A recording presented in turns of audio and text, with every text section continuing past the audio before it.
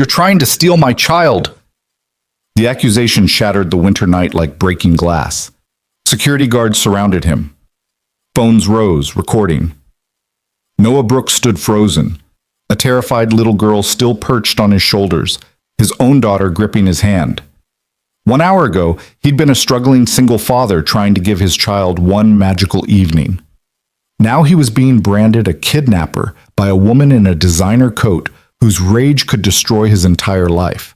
The crowd pressed closer, the little girl began to cry, and Noah realized that sometimes doing the right thing costs everything. But I'm getting ahead of myself. Let me take you back to where this all began, and I promise you, this story will change how you see kindness forever. Stay with me until the end, hit that like button, and comment what city you're watching from so I can see how far this story travels. The December cold cut through Noah Brooks's jacket like it wasn't even there, but he barely noticed. He was too busy watching his daughter's face light up as the Ferris wheel blazed against the dark sky, a spinning constellation of red and gold that made her green eyes go wide with wonder. "Daddy, can we? Please, please, please!" Mia bounced on her toes, her breath making little clouds in the freezing air. At 7 years old, she still believed in magic, still trusted that her father could make impossible things happen. Noah felt the worn wallet in his pocket, knew exactly what was inside. $43 and some change. $43 that was supposed to last until Friday, when his paycheck from the construction site would finally hit his account. $43 that should go toward gas, toward the electric bill that was already 2 weeks overdue, toward the groceries they'd been stretching thin for days. But it was Christmas week, and Mia hadn't asked for much, hadn't complained when he'd explained that Santa might not be able to bring everything on her list this year, hadn't made a fuss about the fact that other kids at school were going to Disneyland while their holiday would be spent at home. She'd just smiled and told him it was okay, that she had him and that was enough. That smile had broken his heart and mended it at the same time. "Yeah, baby," he said, crouching down to her level and tucking a strand of dark hair behind her ear. "We can ride the Ferris wheel and maybe get some hot chocolate after. Sound good?" The squeal she let out was worth every penny he didn't have to spare. The Winter Wonderland Festival had transformed the city's largest park into something from a storybook. Vendors lined the pathways selling roasted chestnuts and caramel apples, their carts decorated with evergreen garlands and twinkling lights. A massive Christmas tree stood at the center of it all, easily 40 feet tall, dripping with ornaments and silver tinsel. Carousel music competed with Christmas carols from a live band near the ice skating rink. Children ran everywhere, their laughter cutting through the cold like sunshine. Noah held Mia's hand tight as they navigated through the crowd. The festival had drawn thousands, families bundled in expensive North Face jackets, couples on dates, groups of teenagers taking selfies in front of every decoration. The parking lot had been completely full. They'd had to park 6 blocks away and walk, Mia chattering the whole time about all the things she wanted to see. "Look, Daddy, they have the big slide and the spinning teacups. Oh, and can we get our faces painted? Jenny at school got hers painted like a butterfly and it was so pretty." "We'll see what we can do," Noah said, mentally calculating the cost of each activity. The Ferris wheel would be $8 each. Hot chocolate would be another $6 or $7 for both of them. That would leave less than $30, and they still needed— "Watch it!" Someone bumped hard into Noah's shoulder, a man in a hurry who didn't bother to apologize as he pushed past. Noah stumbled slightly, tightening his grip on Mia's hand. "Some people forget their manners when they're in a rush," he murmured to his daughter, who was looking up at him with questions in her eyes. "That's okay," Mia said, her voice serious. "Mama used to say that sometimes grown-ups have bad days and forget to be nice." The mention of Sarah hit Noah like it always did, a sudden ache in his chest that never quite went away. 3 years since the cancer had taken her. 3 years of navigating parenthood alone, of working double shifts and missing school plays, of learning how to braid hair from YouTube videos and burning more dinners than he'd like to admit. 3 years of Mia growing up without her mother, and him trying desperately to be enough for both of them. "Your mama was a smart lady," he said quietly. They got in line for the Ferris wheel, which wound around metal barriers like a snake.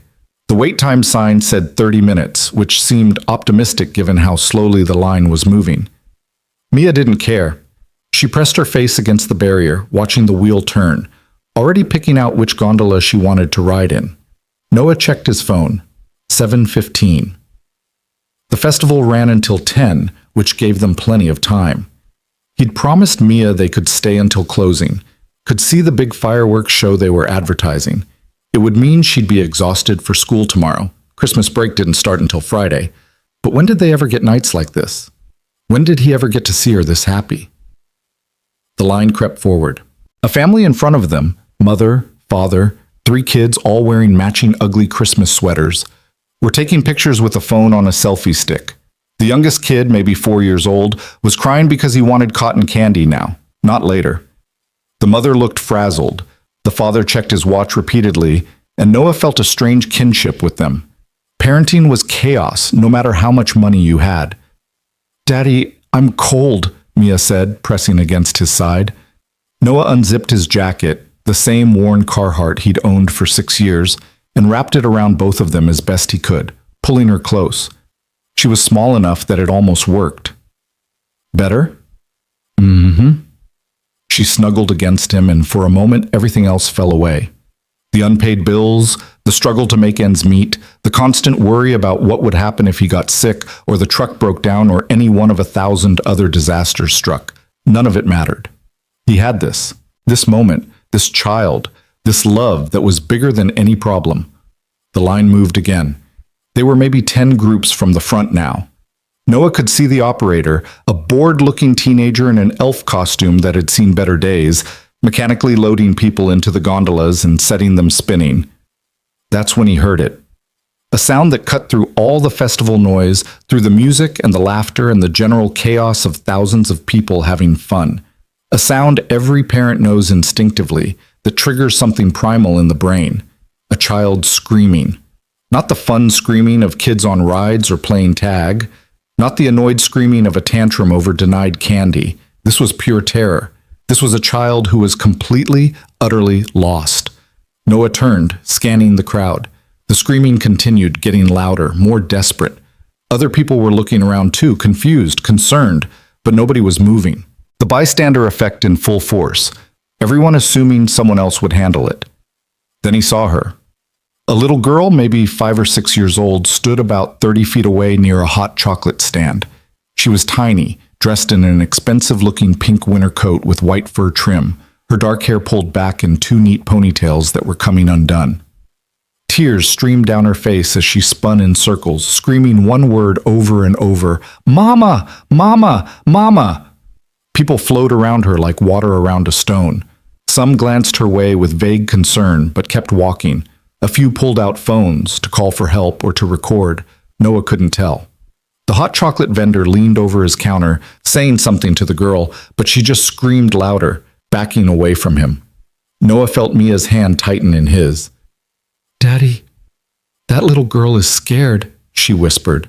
He looked down at his daughter, saw the empathy in her eyes. Sarah's eyes, he always thought, and knew he couldn't ignore this.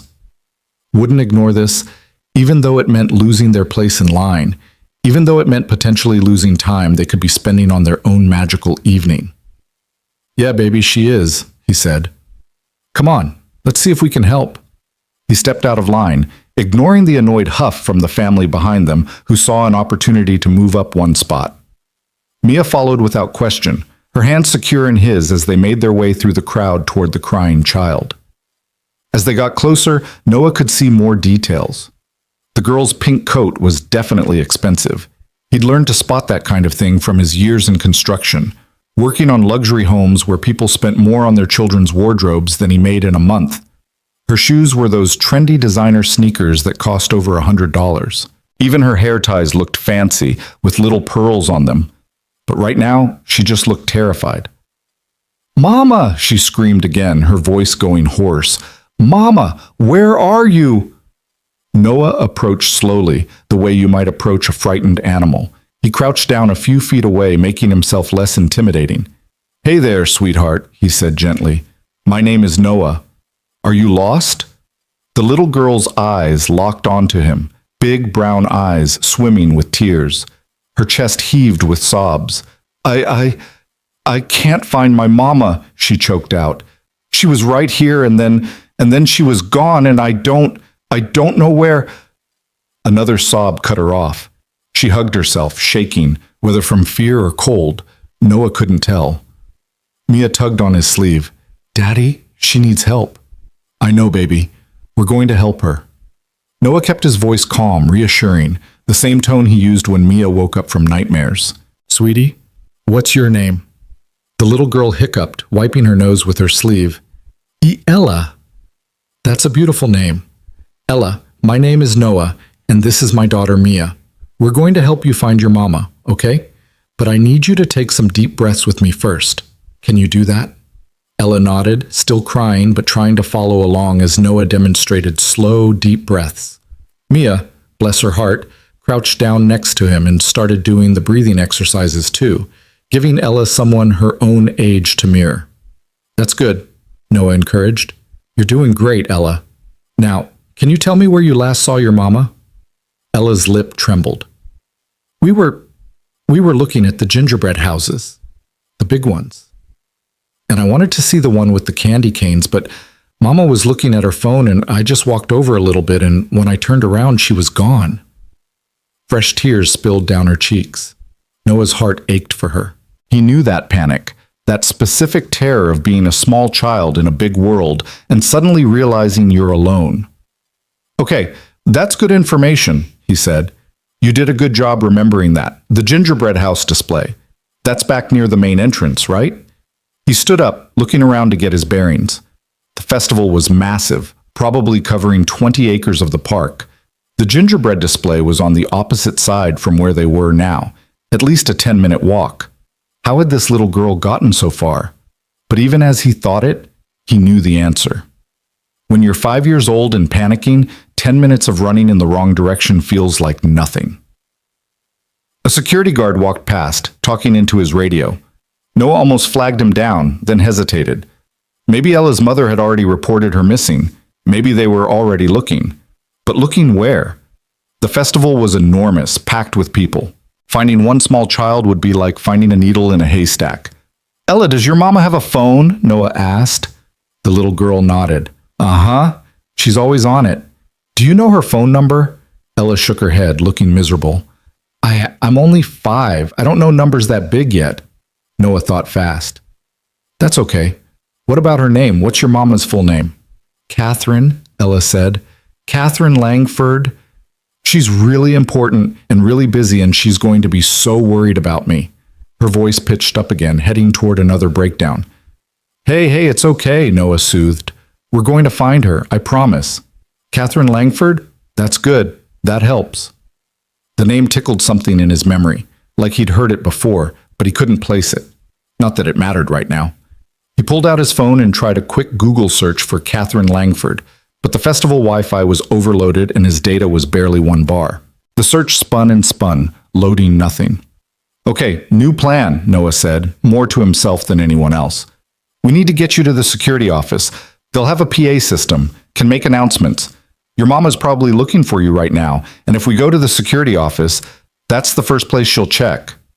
Ella nodded, but didn't move. She was looking up at Noah with an expression he'd seen on Mia's face 1,000 times. A child trying to decide if they could trust an adult they didn't know. Mia solved the problem.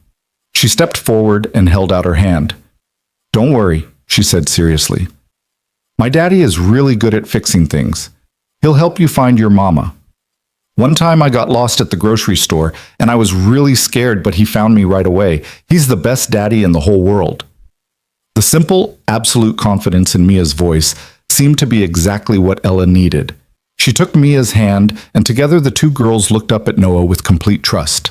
And just like that, Noah's simple evening out with his daughter became something more complicated. Okay, he said, trying to project confidence he didn't entirely feel. Let's go find your mama. The walk to the security office took them back through the heart of the festival. Noah kept both girls close, one hand holding Mia's and his other hand resting gently on Ella's shoulder so he wouldn't lose her in the crowd. People pressed in from all sides, families with strollers, groups of teenagers, couples holding hands. The noise was overwhelming. Carousel music, children laughing, vendors shouting about their wares, Christmas carols from competing sound systems. Ella kept looking around wildly, her head swiveling back and forth as she searched every face for her mother. "Do you see her?" she kept asking. "Do you see my mama?" "Not yet, sweetie, but we will," Noah reassured her, though he had no idea if that was true. How long had Ella been lost? 5 minutes? 10? 30? Time moved differently when you were scared. Her mother could be anywhere in this massive crowd. They passed the gingerbread house display Ella had mentioned, elaborate structures made of actual gingerbread and candy, some as tall as Noah himself. A crowd had gathered around them taking pictures. Noah scanned the faces, looking for a frantic woman, but everyone seemed calm, happy, focused on the festive displays. "Is that your mama?" Mia asked, pointing to a dark-haired woman near the biggest gingerbread house. Ella looked and shook her head, her face falling. "No, Mama has shorter hair, and she's wearing a black coat." They kept moving. Noah's phone buzzed, probably a text from his friend Marcus, who was supposed to come over this weekend to help fix the leaky bathroom sink. Noah ignored it. Right now, nothing mattered except getting this little girl to safety. The security office was located in a small building near the main entrance, marked with a blue sign that read Festival Information and Security. Noah could see it up ahead, past the massive Christmas tree and the long line of people waiting to take photos with Santa. "Almost there, Ella," he said encouragingly. But Ella had stopped walking. She was staring at the Santa line, her whole body tense. "Ella? What's wrong?" "I was supposed to sit on Santa's lap," she whispered. "Mama promised. We were going to do that after the gingerbread houses. What if she's waiting there? What if she's looking for me there?" It was a fair point. Noah hesitated, looking between the security office and the Santa setup. The smart thing would be to get Ella to security immediately. But what if her mother was at the Santa line, panicking, refusing to move in case Ella came back looking for her? "Tell you what," Noah said, making a decision. "The Santa line is right here. Let's take a quick look, and if we don't see your mama, then we go straight to security. Deal?" Ella nodded eagerly. Deal. They detoured to the Santa setup, which was elaborate, a whole winter wonderland scene with fake snow, mechanical reindeer, and a throne where a cheerful-looking Santa sat with child after child, listening to Christmas wishes. The line wound through velvet ropes, easily 100 people deep. Noah walked along the outside of the line, letting Ella scan the faces. Mia stayed quiet, holding Ella's hand and occasionally pointing out women with dark hair, but none of them were Catherine Langford. "She's not here," Ella said, her voice small and defeated. "That's okay. That's why we're going to security next. They'll help us." They were heading back toward the security office when Noah heard someone call out behind them. "Excuse me, sir! Excuse me!" He turned to see one of the festival volunteers, an older woman in a bright red vest, hurrying toward them, each sob. She had a concerned expression on her face and kept looking at Ella. "Is everything all right?" the woman asked, slightly out of breath. "I saw you walking with this little girl, and I just wanted to make sure. Is she with you?" Noah understood immediately what the woman was really asking.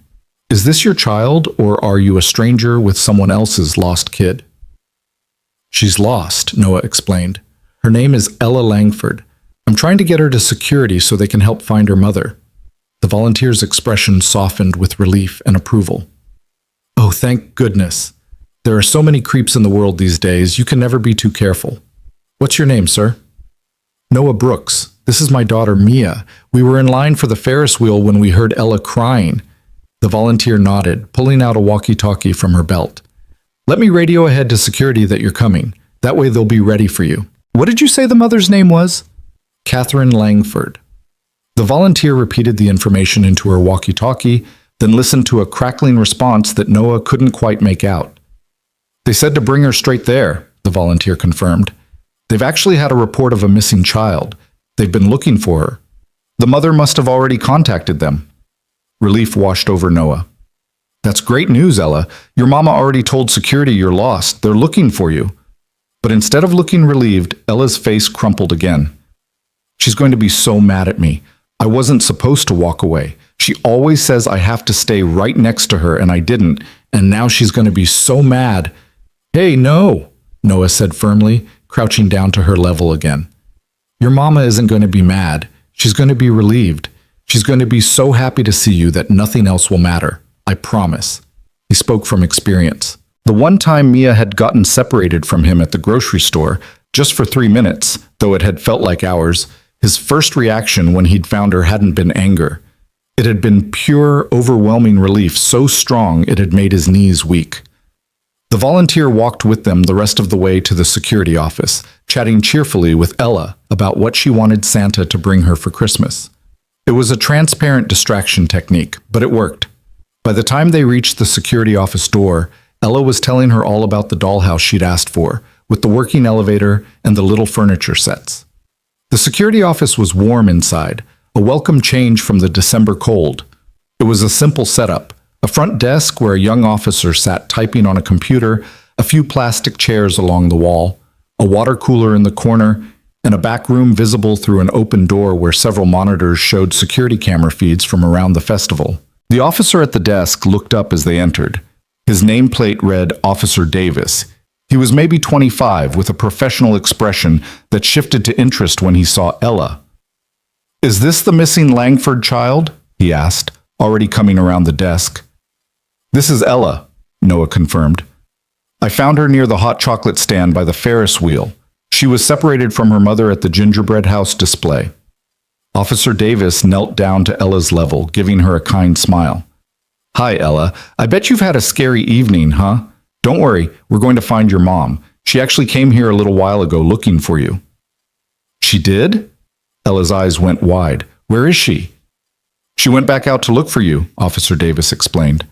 "She was pretty upset, wanted to keep searching, but we've been keeping an eye out, and now that you're here, we can radio her right away. Can you stay here with us while we call her?" Ella nodded, but kept holding Mia's hand like a lifeline. Officer Davis stood and looked at Noah. "I'm going to need to get some information from you, Mr. Brooks. Noah Brooks. Mr. Brooks, just for our records, can you walk me through exactly what happened? When and where you found Ella, what she told you, why you brought her here?" There was something in the officer's tone, nothing aggressive, but definitely official. Noah realized he was being evaluated, sized up. Of course he was. A grown man shows up with someone else's lost child. The security officer needed to make sure the situation was what it appeared to be. Noah explained everything clearly and concisely, hearing Ella's screams, approaching her carefully, learning her name and her mother's name, trying to Google the mother with no success due to bad signal, deciding to bring her to security as the safest bet. He mentioned the volunteer who'd radioed ahead, mentioned Mia being with him the whole time. Officer Davis listened, occasionally glancing at his computer screen where he was presumably taking notes. When Noah finished, the officer nodded. "That all sounds very straightforward. Thank you for bringing her here. You did the right thing." He pulled out a radio and spoke into it. "This is Davis at the main security office. We have the Langford girl, Ella, safe and sound. She was brought in by a festival guest. Can someone locate the mother and inform her to return to the security office immediately?" A burst of static, then a voice responded. "Copy that. Mother was last seen near the North Carousel. We'll locate her and bring her in." Officer Davis set down the radio and smiled at Ella. "Your mom will be here really soon. Would you like some hot chocolate while we wait? We've got packets in the back." Ella nodded shyly. The volunteer who'd walked them over offered to make it, disappearing into the back room. Noah felt Mia tug on his sleeve. When he looked down, she was giving him the look, the one that meant she needed to tell him something privately. He excused himself and stepped toward the corner with Mia. "What's up, baby?" "Daddy, are we still going to ride the Ferris wheel?" she whispered. "We lost our spot in line." Of course they had. Noah checked his phone. 7:45. They'd been dealing with this situation for half an hour. The Ferris wheel line would be even longer now, and they'd lost any chance of getting through it quickly. He felt a pang of guilt. This was supposed to be Mia's special night, their rare splurge on fun, and he'd spent it handling someone else's emergency. But when he looked at his daughter's face, he didn't see disappointment. He saw something else. Curiosity, maybe. Concern for Ella. "We might not have time for the Ferris wheel anymore," he admitted. "But we can still get hot chocolate and see some of the festival. Is that okay?" Mia considered this seriously, then nodded. "That's okay. I'm glad we helped Ella. She was really scared." God, he loved this kid. You have a kind heart, Mia. Your mama would be proud of you. Mia beamed up at him, and Noah felt that familiar mixture of pride and heartbreak that came whenever he thought about Sarah missing these moments. The volunteer returned with hot chocolate for Ella, who accepted it gratefully and sat in one of the plastic chairs sipping it carefully. Mia sat next to her, and within minutes the two girls were chatting, Mia telling Ella about her school, Ella talking about her ballet classes. The easy friendship of children who didn't yet know to be guarded with strangers. Noah stood near Officer Davis's desk, feeling awkward and unsure if he should stay or go. Technically, his job was done. Ella was safe, her mother was being notified, everything was handled. But something kept him there. Maybe it was the fact that Ella kept looking over at him and Mia, like she needed the reassurance that they hadn't left her. Maybe it was his own curiosity about this Catherine Langford person. What kind of mother let her 5-year-old wander off at a crowded festival? Maybe it was just the responsible thing to do. Stay until he could hand Ella directly over to her parent and know for certain everything was resolved. 5 minutes passed. Then 10. Officer Davis made another radio call. Any update on the Langford mother? More static. Still searching. She's not answering her phone. We're checking the carousel area now. Ella looked up from her hot chocolate, anxiety creeping back into her expression. Where's my mama? She's coming, sweetie, Noah assured her. The park is really big. It might take her a few minutes to get here. But 15 minutes had passed now.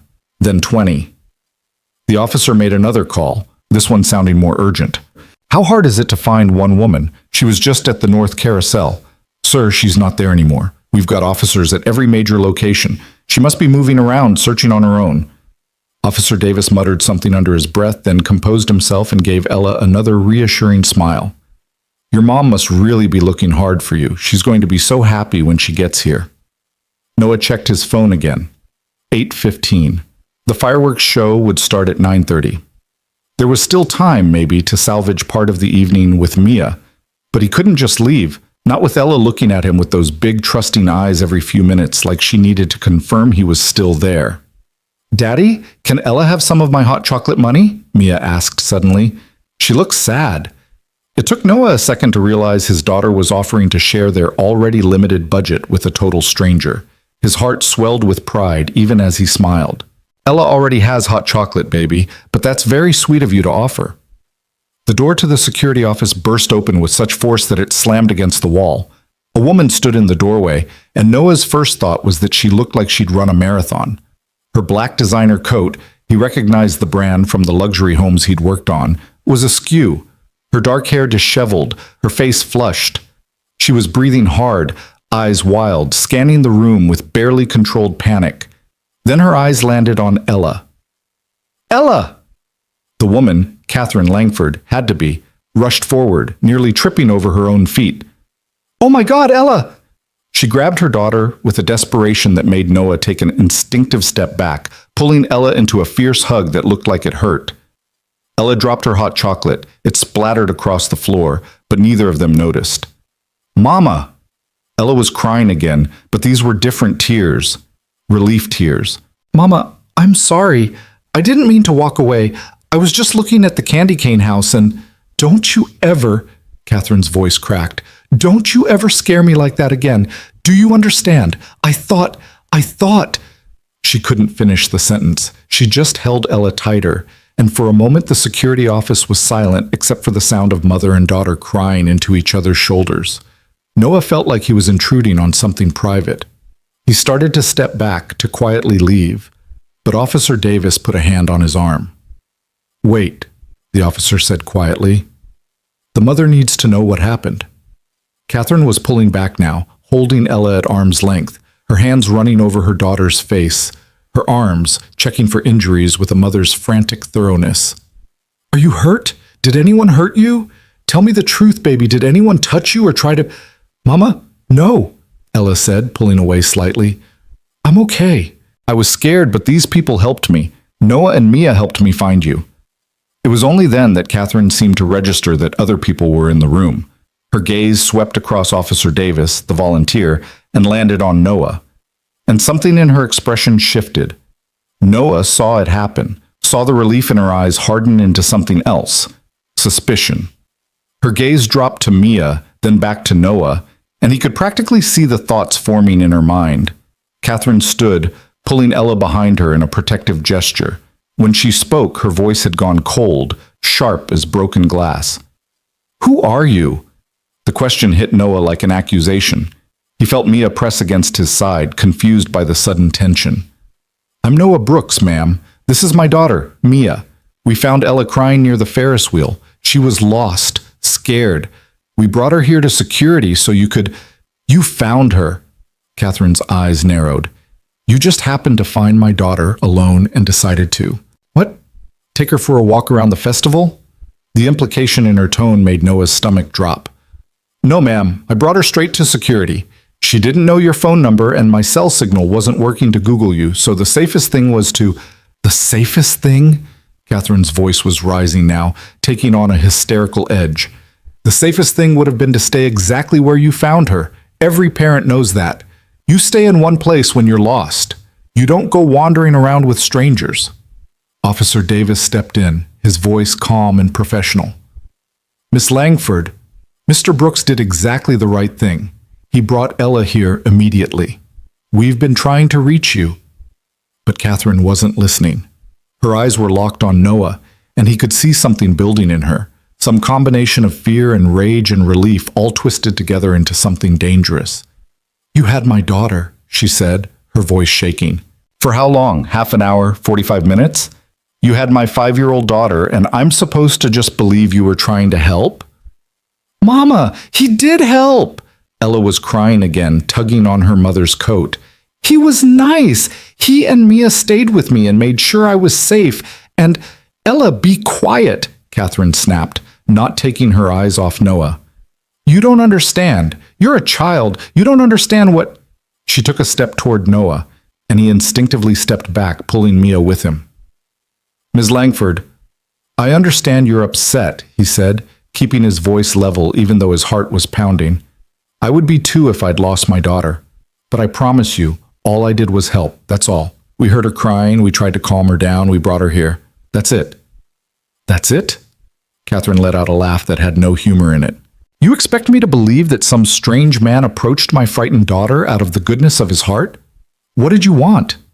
Money? Were you going to ransom her back to me? Do you have any idea who I am?" The accusation was so absurd, so far from what had actually happened, that Noah almost couldn't process it. What? No, I was just trying to help." "Mama, stop!" Ella was sobbing now. "You're being mean. Noah and Mia were nice to me. Ella, get away from him, now!" Catherine grabbed Ella's arm and yanked her away from where she'd been standing near Mia. The movement was so sudden, so violent, that Ella cried out. And that's when everything went wrong. The door to the security office opened again. 2 more security officers entered, responding to the earlier radio calls.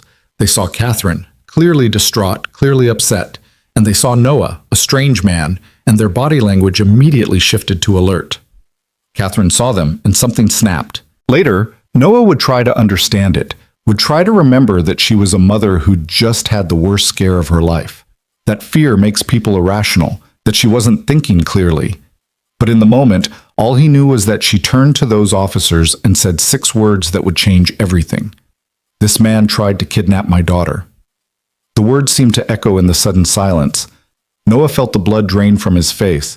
"What?" "No."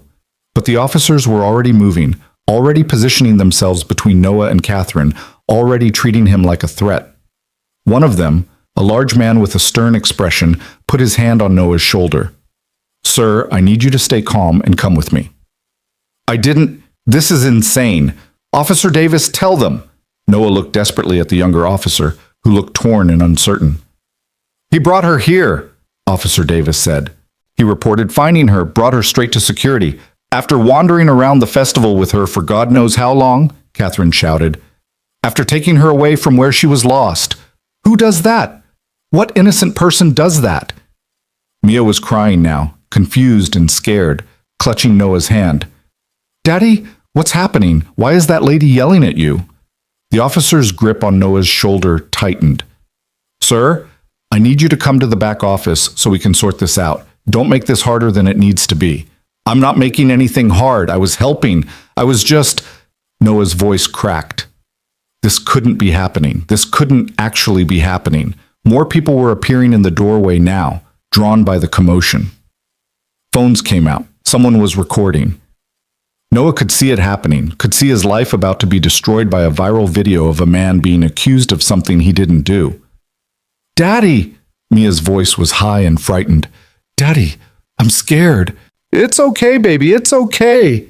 Take your hands off my daughter," Catherine shrieked, and Noah realized with horror that Mia was still holding his hand, still standing next to him. And to anyone who didn't know the full story, it might look like he had two little girls with him. "Get away from her! Someone get that child away from him!" The volunteer from earlier stepped forward, confusion all over her face. "That's his daughter. I saw them together earlier." "I don't care what you saw." Catherine was hysterical now, and Noah understood with sinking dread that there was no reasoning with her. Not now, maybe not ever. "He had Ella. He took her." The second security officer was on his radio now, calling for more backup. "We need additional units at the main security office. Possible 207 in progress." 207. Kidnapping. They were calling in a kidnapping. Noah felt the world tilting, felt everything spinning out of control. This morning he'd been a single father trying to make it to Friday's paycheck. Tonight he'd tried to do one good thing, one kind thing, and now he was about to be arrested for attempted kidnapping in front of his 7-year-old daughter. "Please," he said, and hated how his voice shook. "Please just listen. I can explain everything. I was trying to help."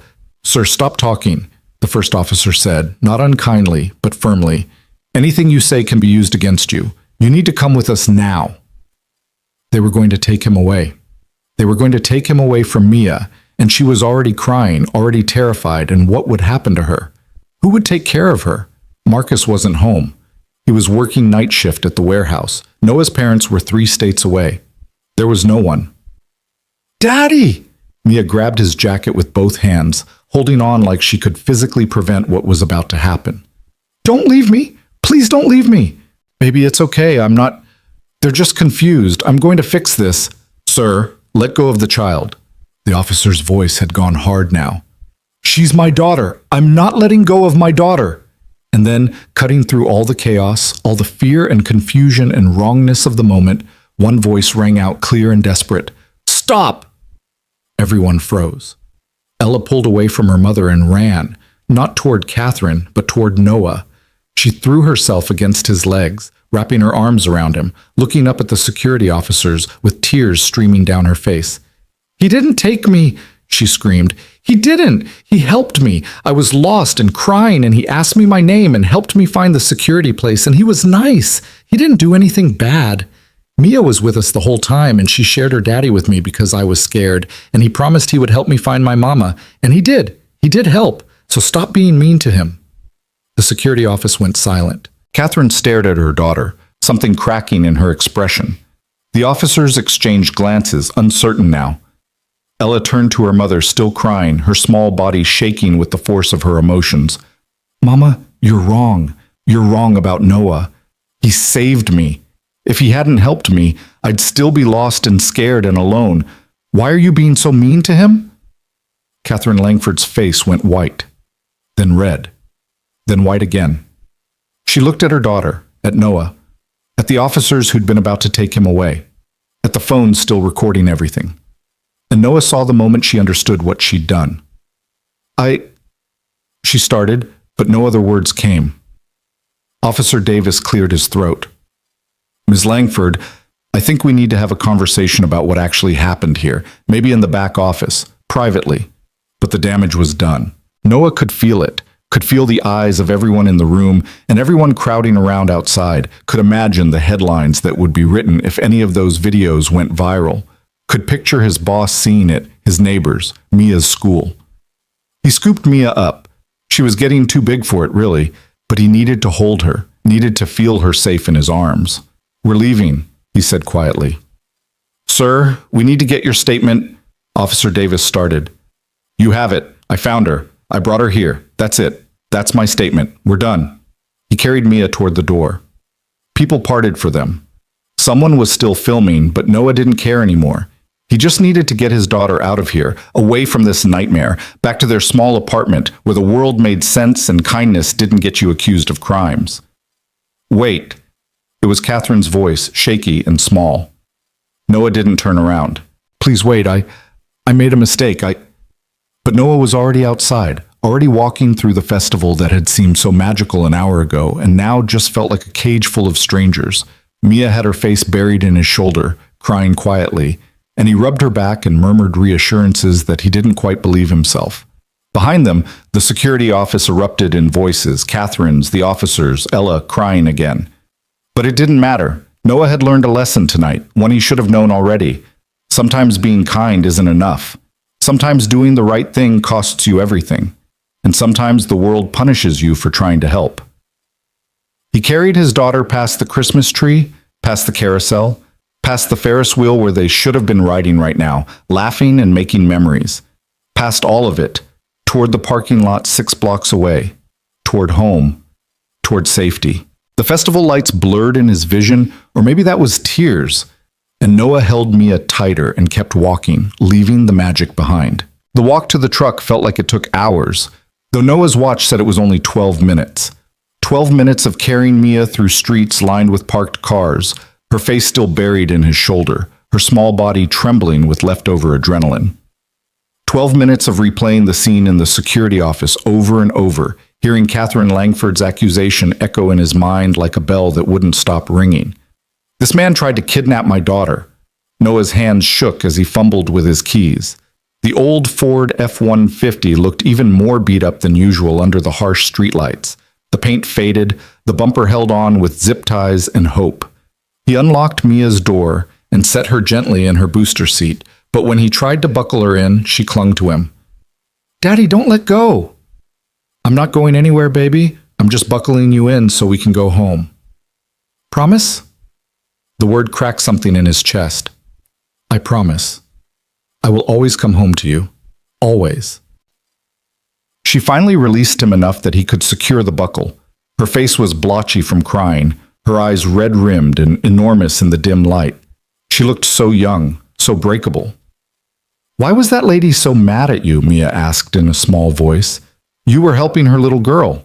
Noah closed his eyes for a moment, trying to figure out how to explain adult fear and prejudice to a 7-year-old. Sometimes when people are scared, they don't think clearly. Ella's mama was really scared because she couldn't find Ella, and that fear made her make a mistake. "But you didn't do anything wrong." "No, baby, I didn't." "Then why did those police people want to take you away?" "Because sometimes the world is confusing and unfair, and people don't always see the truth right away." He kissed her forehead. "But it's okay now. We're okay. We're going home." He walked around to the driver's side, climbed in, and sat there for a moment without starting the engine. His hands were still shaking. The whole night felt surreal, like something that had happened to someone else. How had a simple act of kindness turned into such a disaster? His phone buzzed in his pocket. He pulled it out and saw 3 missed calls from a number he didn't recognize, and 1 text message from the same number. "This is Officer Davis from Festival Security. Please call me when you can. I need to complete my report and I want to make sure you're okay." Noah deleted the message without responding. He didn't want to think about reports or statements or any of it. He just wanted to get Mia home, make her some hot chocolate, and pretend this night had never happened. The drive back to their apartment complex took 15 minutes through mostly empty streets. The holiday decorations that lined the main road, plastic Santas and inflatable snowmen in front yards, colored lights strung along roof lines, looked garish now instead of cheerful. Noah kept the radio off. Mia stayed quiet in the back seat, staring out the window. Their apartment was in a complex called Meadowview Gardens, though there were no meadows, and the only garden was a sad strip of grass between buildings where nothing much grew. It was a 2-bedroom unit on the 2nd floor of Building C, with thin walls and a heater that rattled all night. The rent was $800 a month, which was cheap for the area, but still took most of Noah's paycheck. The place wasn't much, but it was theirs. Noah parked in his assigned spot, number 47, and helped Mia out of the truck. She took his hand as they climbed the exterior stairs to their floor, her grip tight like she was afraid he might disappear. Inside, the apartment was cold. Noah had turned the heat down before they left to save money. He flipped it back up now and told Mia to get into her pajamas while he made them both some real hot chocolate, not the festival kind. While the milk heated on the stove, Noah stood at the kitchen counter and let himself shake. Now that Mia wasn't watching, now that he didn't have to be strong, the full weight of what had almost happened crashed over him. He could have been arrested, could have been charged. Even if the charges were eventually dropped, and they would have been once everyone looked at the facts, the accusation alone could have destroyed him. His boss wouldn't want an employee accused of attempted kidnapping working on clients' homes. Mia's school would look at him differently. The whole neighborhood would whisper. And for what? For helping a lost child? The milk started to boil over. Noah cursed and pulled it off the heat, his hands still unsteady. He poured it into 2 mugs, added cocoa powder and a splash of vanilla, stirred in some sugar. When he brought both mugs to the living room, Mia was curled up on their threadbare couch in her favorite pajamas, the ones with the stars on them, getting too small, but she refused to give them up. "Here you go, baby." She took the mug carefully, blowing on it. "Can we watch a movie?" "It's almost 9. You have school tomorrow." "Please? I don't want to go to sleep yet. I keep seeing that lady's angry face." Noah's heart squeezed. "Okay. One movie, you pick." Mia chose Moana, which she'd seen at least 20 times. Noah put it on and sat next to her, and she immediately curled into his side, balancing her hot chocolate carefully. The familiar song started playing, and slowly, gradually, he felt her body relax against him. His phone buzzed again, another call from the festival security number. Noah declined it and turned his phone to silent. Halfway through the movie, Mia's hot chocolate was gone and her eyes were drooping. Noah carried her to her bedroom, a small space they'd tried to make cheerful with purple walls and glow-in-the-dark stars on the ceiling. He tucked her into bed and sat on the edge of the mattress. "Daddy?" "Yeah, baby?" "Are we still going to have Christmas?" The question surprised him. "Of course we are. Why would you ask that?" "I don't know. Everything felt scary tonight, like things were breaking." Noah smoothed her hair back from her forehead. "Things aren't breaking. We're okay. We're always going to be okay because we have each other. And yes, we're going to have Christmas. I promise." "Will Santa still come?" They'd had the Santa conversation last year when a kid at school had told Mia the truth. Noah had confirmed it, gently, and Mia had been disappointed but understanding. Now they had a tradition where Noah left her a small gift from Santa anyway, just to keep a little of that magic alive. "Santa will definitely still come," Noah said. "Now get some sleep, okay?" He kissed her forehead, turned on her nightlight, and left the door cracked open the way she liked it. Then he went back to the living room and collapsed on the couch. His phone had 3 more missed calls and now a text from a different number. "Mr. Brooks, this is Catherine Langford. Officer Davis gave me your number. I need to speak with you. Please call me." Noah stared at the message for a long moment. The audacity of it amazed him. This woman had accused him of trying to kidnap her daughter in front of witnesses and cameras, had nearly gotten him arrested, had traumatized Mia, and now she wanted to talk? He typed out a response. "I have nothing to say to you." He hit send before he could second-guess himself, then blocked the number. The movie was still playing, Moana sailing across the ocean. Noah watched without really seeing it, his mind elsewhere. He kept thinking about Ella's face when she'd run to defend him, kept hearing her small voice shouting, "He didn't take me!" At least one person had told the truth tonight. One 5-year-old with more courage than any of the adults in that room. His phone buzzed again. A new number this time. Noah almost ignored it, but something made him check. "Mr. Brooks, this is Catherine Langford again. Please don't block this number. I understand you're angry. You have every right to be. But I need to apologize to you properly. What I did was unforgivable, but I'm asking for a chance to make it right, please." Noah read the message 3 times. Part of him wanted to block this number too, to shut out anything related to tonight and try to move on. But another part of him, the part that had been raised to believe in second chances, that had learned from Sarah's death that life was too short to carry anger, made him hesitate. He didn't respond, but he didn't block the number either. Sleep didn't come easy that night. Noah lay in bed staring at the ceiling, watching the shadows from the streetlight outside shift across the walls. Every time he closed his eyes, he saw Catherine Langford's face twisted with rage, heard her accusation, felt the security officer's hand on his shoulder. Around 2 in the morning, he got up and checked on Mia. She was sprawled across her bed the way she always slept, one arm thrown over her stuffed elephant, her face peaceful. Noah watched her breathe for a few minutes, feeling the familiar weight of single parenthood settle over him like a heavy blanket. He was all she had. If something happened to him, if he'd actually been arrested tonight, if those charges had stuck somehow, what would have happened to her? The thought terrified him more than anything Catherine Langford had said. Back in his own bed, Noah finally drifted off around 3 into restless dreams filled with crowds and accusations and Mia's crying face. His alarm went off at 6:30. Noah silenced it and lay there for a moment, feeling like he'd been hit by a truck. His whole body ached with tension and lack of sleep. But Mia had school, and he had a job site to get to, so he dragged himself up and into the shower. By 7, he had Mia up and eating cereal at their small kitchen table. She was quiet, pushing her Cheerios around in the bowl. "You okay, baby?" Noah asked, pouring himself a second cup of coffee. "Yeah." She didn't sound convincing.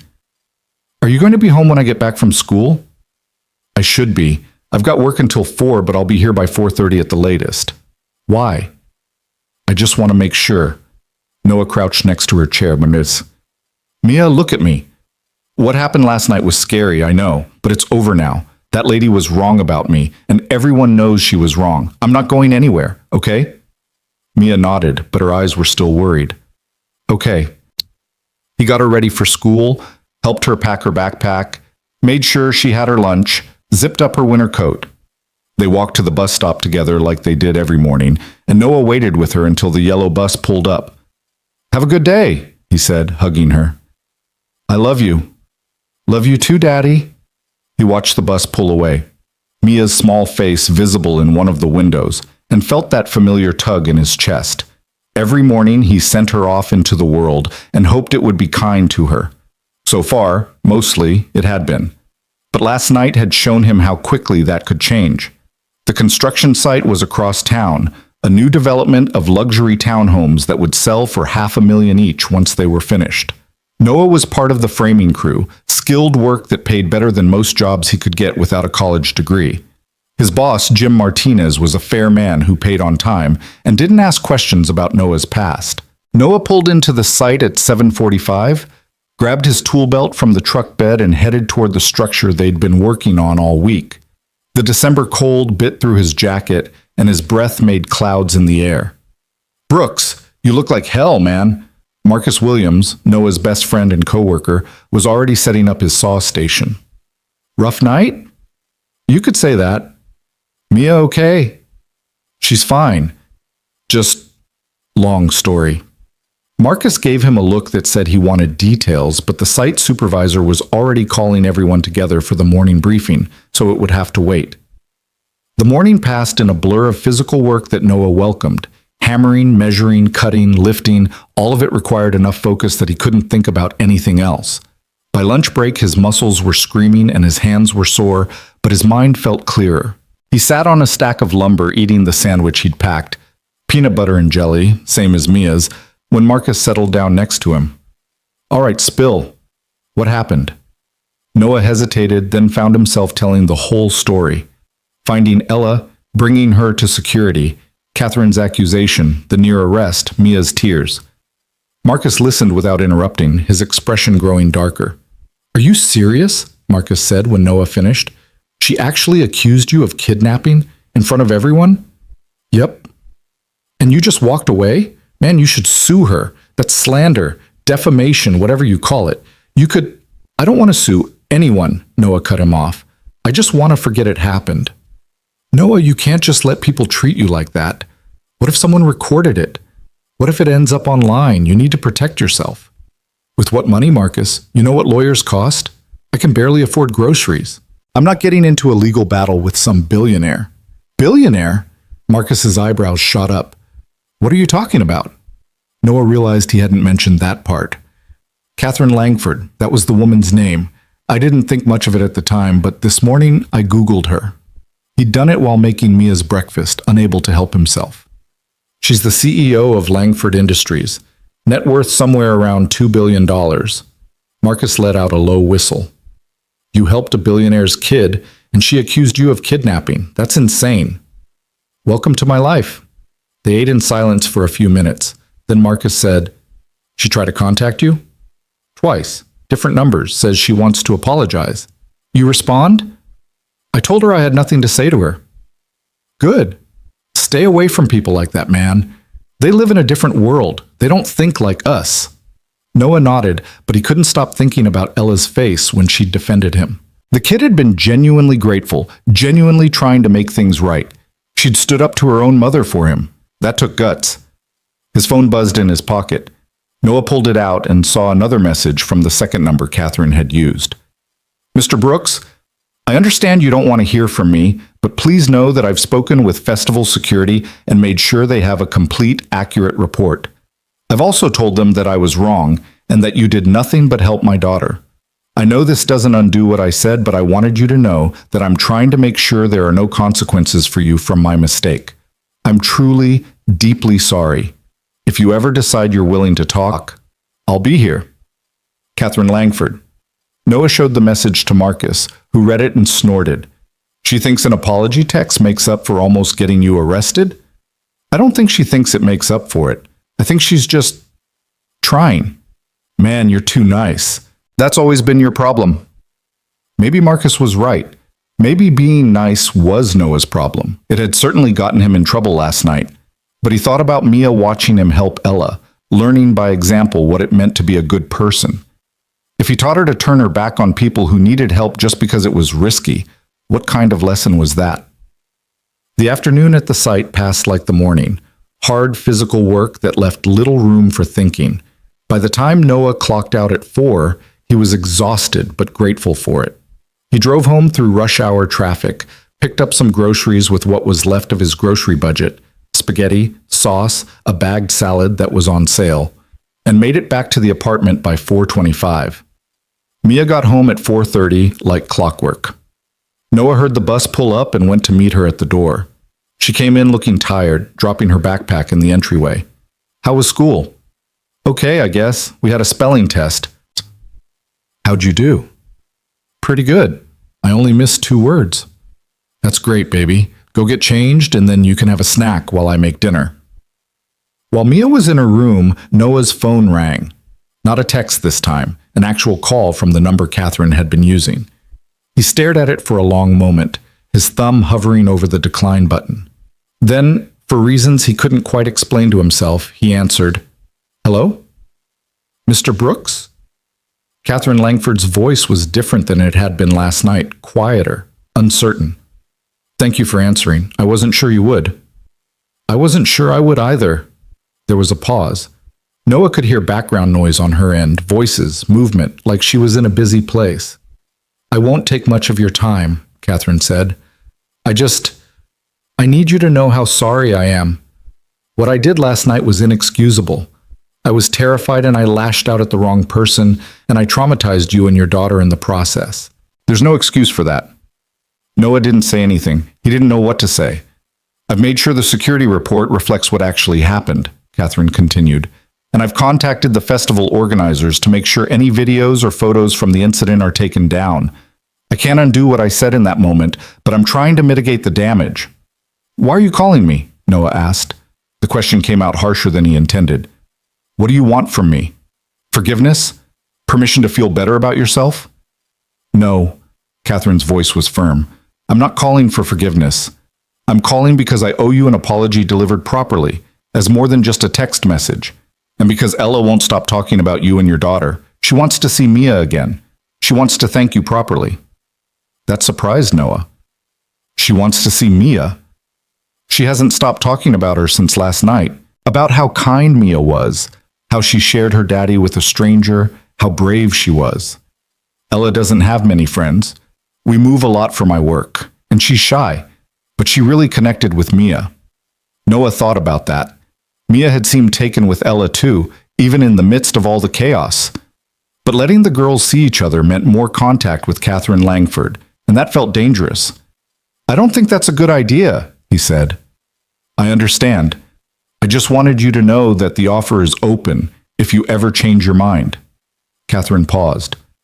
Mr. Brooks, can I ask you something? What? Why did you help her? You had your own daughter with you, your own plans for the evening. Most people would have just flagged down a security guard and kept walking. Why did you stop? Noah looked through the doorway to where Mia was coming back out of her room in sweatpants and her favorite sweater, the one with the rainbow on it. Because someone needed help and I could give it. That's reason enough. That's not how most people think. Maybe more people should. Another pause. Then Catherine said, I'd like to do something for you, to thank you properly and to try to make up for what I put you through. Please, let me buy you dinner, you and Mia, somewhere nice, anywhere you want.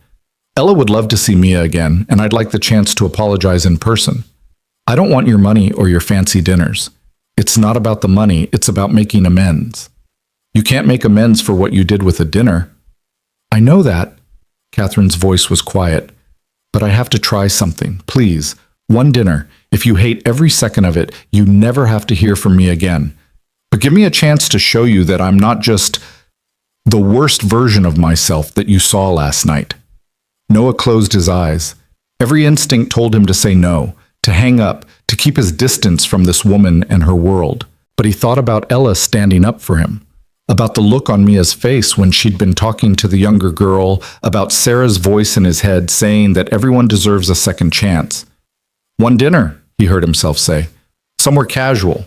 Not some five-star place where I don't know which fork to use. Anywhere you want. And if Mia seems uncomfortable at all, we leave. No questions asked. Of course. When? Would this Saturday work? I know it's close to Christmas, but Saturday's fine. Noah didn't have any other plans. He never had plans anymore. Thank you, Mr. Brooks. Thank you for giving me this chance. Call me Noah, and I'm not promising anything except showing up. That's all I'm asking. They made arrangements. A family restaurant Mia liked, nothing fancy, 6 o'clock on Saturday. When Noah hung up, he stood there for a moment wondering what he'd just agreed to. Daddy? Who was that? Mia appeared at his elbow, looking curious. That was Ella's mom, the little girl from last night. Mia's eyes went wide. Is she still mad at you? No, baby, she's not mad. She actually wanted to apologize, and she wanted to know if you'd like to have dinner with Ella on Saturday. Really? I can see Ella again? The pure excitement in Mia's voice made Noah's decision feel a little less crazy. Yeah, really, would you like that? Yes, oh yes, can we, Daddy, please? We're going to. I already said yes. Mia threw her arms around him, hugging him tight. Thank you, thank you, thank you. I liked Ella. She was scared, but she was still nice. And I want to make sure she's okay. Noah hugged her back, breathing in the strawberry scent of her shampoo. You have such a kind heart, baby girl. I learned from you. Those 4 words settled into Noah's chest and stayed there, warm and heavy.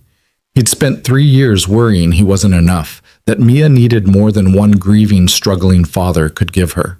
But maybe he was teaching her the right things after all. They had spaghetti for dinner, Mia chattering the whole time about what she and Ella might do on Saturday, what she should wear, whether she should bring one of her toys to show Ella. Noah listened and made appropriate responses, but part of his mind was elsewhere, thinking about Saturday, about facing Catherine Langford again, about whether this was a terrible mistake. After dinner, Mia did her homework at the kitchen table while Noah washed dishes. His phone buzzed with one more text from Catherine. Thank you again for agreeing to dinner. I know I don't deserve your kindness. I'll do everything I can to make Saturday good for both our daughters. See you then. Noah didn't respond, just dried his hands and went to help Mia with her math worksheet. The next few days passed in their usual rhythm.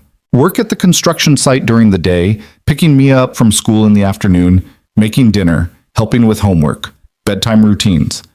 Noah didn't tell anyone else about the Saturday dinner plans except Marcus, who thought he was crazy. You're walking into the lion's den, man, Marcus said during their lunch break on Thursday. Rich people like that, they don't apologize because they feel bad. They apologize because it makes them look good. Maybe. Or maybe she's just a mother who made a mistake and wants to fix it. You really believe that? Noah thought about the tone of Catherine's voice on the phone, the vulnerability in it. I don't know what I believe, but I'm going to give her a chance to prove it one way or another. Friday after work, Noah took Mia to Target to get her a new outfit for the dinner. He couldn't really afford it. The electric bill was now 3 weeks overdue, and he'd gotten a disconnect notice. But he wanted Mia to feel special, and she'd been talking about the dinner all week with such excitement that he couldn't bear to dampen it.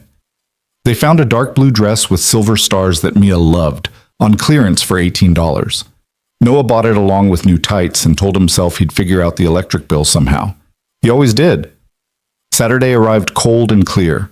Noah spent the morning cleaning the apartment even though they weren't bringing anyone home, then helped Mia get ready. She put on her new dress and asked him to do her hair in 2 braids, which he managed after 3 attempts and a YouTube tutorial. "Do I look okay, Daddy?" she asked, spinning in front of their full-length mirror. "You look beautiful, baby." "What are you going to wear?" Noah looked down at his usual jeans and flannel shirt. He didn't own much else. 1 pair of khakis for parent-teacher conferences, 1 button-down shirt that was a little too tight now. He settled on his newest jeans, a black sweater Sarah had bought him years ago, and his only pair of shoes that weren't work boots or sneakers. They left the apartment at 5:30, even though the restaurant was only 15 minutes away. Noah wanted to be early, wanted to be in control of at least one aspect of this evening. The restaurant was called Frankie's Family Kitchen, a local chain that Mia loved because they had crayons at every table and chicken fingers shaped like dinosaurs. Noah parked, and they went inside, where the hostess greeted them cheerfully. "2 for dinner?" "Actually, we're meeting someone. Reservation under Langford?" The hostess checked her computer. "Oh yes, Ms. Langford called ahead. Right this way."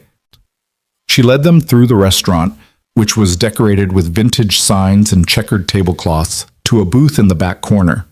It was empty. Noah and Mia slid in, and the hostess left them with menus and a cup of crayons. "They're not here yet," Mia said, looking around nervously.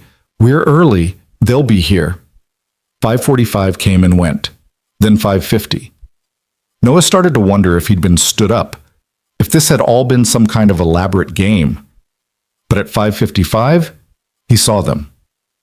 Catherine Langford walked through the restaurant door holding Ella's hand. In the bright lights of Frankie's, she looked different than she had at the festival, smaller somehow, more human. She wore dark jeans and a simple cream sweater, her hair pulled back in a ponytail. No designer coat, no expensive jewelry. She could have been any other mother bringing her daughter to dinner. Ella saw them first. Her whole face lit up and she tugged on her mother's hand, pointing. Catherine said something Noah couldn't hear, and they made their way over to the booth. "Hi," Catherine said when they reached the table. Her voice was quiet, uncertain. "Thank you for coming." "My!" Ella practically shouted, bouncing on her toes. "You came! You really came!" Mia grinned, suddenly shy. "Hi, Ella." The 2 girls stared at each other for a moment, and then Ella climbed into the booth next to Mia without waiting for permission, already chattering about the dress Mia was wearing and how pretty it was, and did Mia want to color with her? Catherine watched them, something soft in her expression, before sliding into the booth across from Noah. They sat in awkward silence for a moment. "I wasn't sure you'd actually come," Catherine said finally. "I keep my promises." "I'm learning that." She looked down at her hands, which were folded on the table. "Noah, Let's just have dinner first," Noah interrupted. "The girls are happy." "Let's not ruin it by making things heavy right away." Catherine nodded, looking relieved. "Okay, yeah. Dinner first." A waitress came by, a cheerful woman named Denise according to her name tag, and took their drink orders. The girls both wanted apple juice, Catherine asked for water, and Noah got a Coke. When Denise left, Catherine turned her attention to Ella and Mia, who were already deep in conversation about their favorite colors and animals and what they wanted Santa to bring them. "Ella hasn't stopped talking about Mia all week," Catherine said quietly. "Every night at bedtime, she asks when she gets to see her new friend again." Noah watched his daughter coloring on the paper tablecloth with Ella, their heads close together, giggling about something. "Mia's been the same way. I think they really connected." "It's rare for Ella. Like I mentioned on the phone, we move a lot for my work. She's had a hard time making lasting friendships." "Where do you live now?" "We just moved to the area 3 months ago. We have a house in Maple Ridge." Noah knew Maple Ridge. It was the wealthiest neighborhood in the city. where houses started at 2 million and went up from there. A different world from his apartment complex with its thin walls and broken heater. Denise returned with their drinks and took their food orders. Ella and Mia both wanted the dinosaur chicken fingers. Catherine ordered a salad. Noah got a burger, very aware of the prices on the menu and grateful that Catherine had offered to pay. When Denise left again, Catherine took a sip of her water and said, "Can I ask you something? How old is Mia?" 7. She'll be 8 in March. Ella just turned 6 in October. I was 38 when I had her. Everyone told me I was too old, too focused on my career, that I'd waited too long. Catherine smiled, but there was sadness in it. They were probably right. There's no right age to become a parent. You do it when it happens. When did you become a father? Noah did the math in his head. I was 24 when Mia was born. Way too young, according to my parents. But Sarah, my wife, she wanted kids right away, and I wanted whatever made her happy. He saw Catherine notice the past tense. Sarah passed away? 3 years ago, cancer. I'm so sorry. The sympathy in Catherine's voice sounded genuine. That must have been devastating. It was. It still is sometimes, but you keep going because you have to, because there's a little person depending on you. Catherine was quiet for a moment, watching Ella and Mia. I admire that. The way you show up for her. Ella's father. He's not in the picture, never has been, really. It was a brief relationship that resulted in a pregnancy, and he made it very clear he wanted no part of parenthood. I've been doing this alone since the beginning. It's hard, isn't it, single parenting? The hardest thing I've ever done. And I've built a multi-billion-dollar company from nothing, so that's saying something. She laughed, but there was no humor in it. I can manage hundreds of employees and complex negotiations and board meetings, but sometimes I can't figure out how to braid my daughter's hair or why she won't eat her vegetables. Noah found himself relating to that more than he'd expected. YouTube tutorials are your friend. I've learned everything from braiding to making Halloween costumes from YouTube. You make her Halloween costumes? Can't afford to buy them, but don't tell Mia that. She thinks I make them because I'm crafty. Catherine's expression shifted into something Noah couldn't quite read. Before she could respond, their food arrived. The girls attacked their dinosaur chicken fingers with enthusiasm, and for a few minutes everyone focused on eating. Noah was halfway through his burger when Ella suddenly said, "Mama, did you say sorry to Noah yet?" The table went silent. Catherine's face flushed. "Ella, we talked about this, but you said you were going to apologize. You said what you did was wrong, and you had to make it right." Ella turned to Noah, her expression serious. "My mama was really mean to you at the festival, but she feels really bad about it. She cried about it every day this week." "Ella!" Catherine looked mortified, but Noah was looking at this little girl who had no filter, no guile, who just said exactly what she was thinking. And despite everything, he found himself almost smiling. "It's okay, Ella. Your mama and I are working it out. Good. Because you're nice and you helped me, and she shouldn't have yelled at you." Ella went back to her chicken fingers like the matter was settled. Mia was watching the whole exchange with wide eyes. Noah gave her a reassuring smile, and she relaxed, picking up a crayon to continue her drawing. Catherine cleared her throat. "She's not wrong. I do owe you a proper apology, and I've been putting it off because I don't know how to put into words how sorry I am." She set down her fork and looked directly at Noah. "What I did at that festival was unforgivable. I let my fear override my judgment, and I accused you of something horrible when all you were doing was helping my daughter. I traumatized you and Mia, and I could have ruined your life. There's no excuse for that, and I'm sorrier than I can express." Noah set down his own burger. "I understand being scared. If Mia was lost, I'd be terrified too. But you went from scared to accusatory so fast, and you didn't even pause to listen to what actually happened. That's what I can't get past. Not that you were afraid, but that you were so ready to believe the worst of a complete stranger. You're right, and I think that says more about my own issues than it does about you." Catherine's voice was quiet. "I spend my days in boardrooms full of people trying to take advantage of me, trying to get something from me. I've learned to be suspicious, to trust no one, to always look for the angle, and I let that bleed into every part of my life, including how I parent.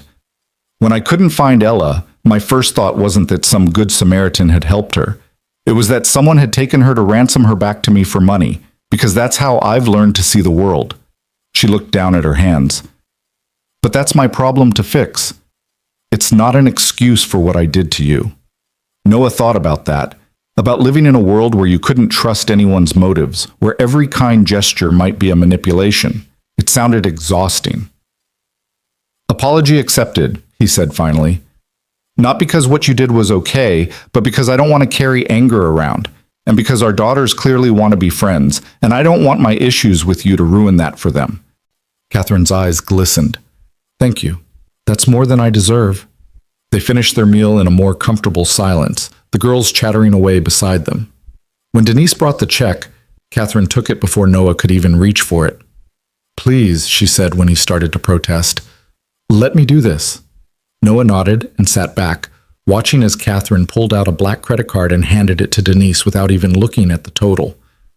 Can Mia come to our house sometime? Ella asked suddenly. We have a big playroom and lots of toys and a yard with a swing set. Noah and Catherine looked at each other across the table. Maybe sometime, Noah said carefully, if that's okay with your mama.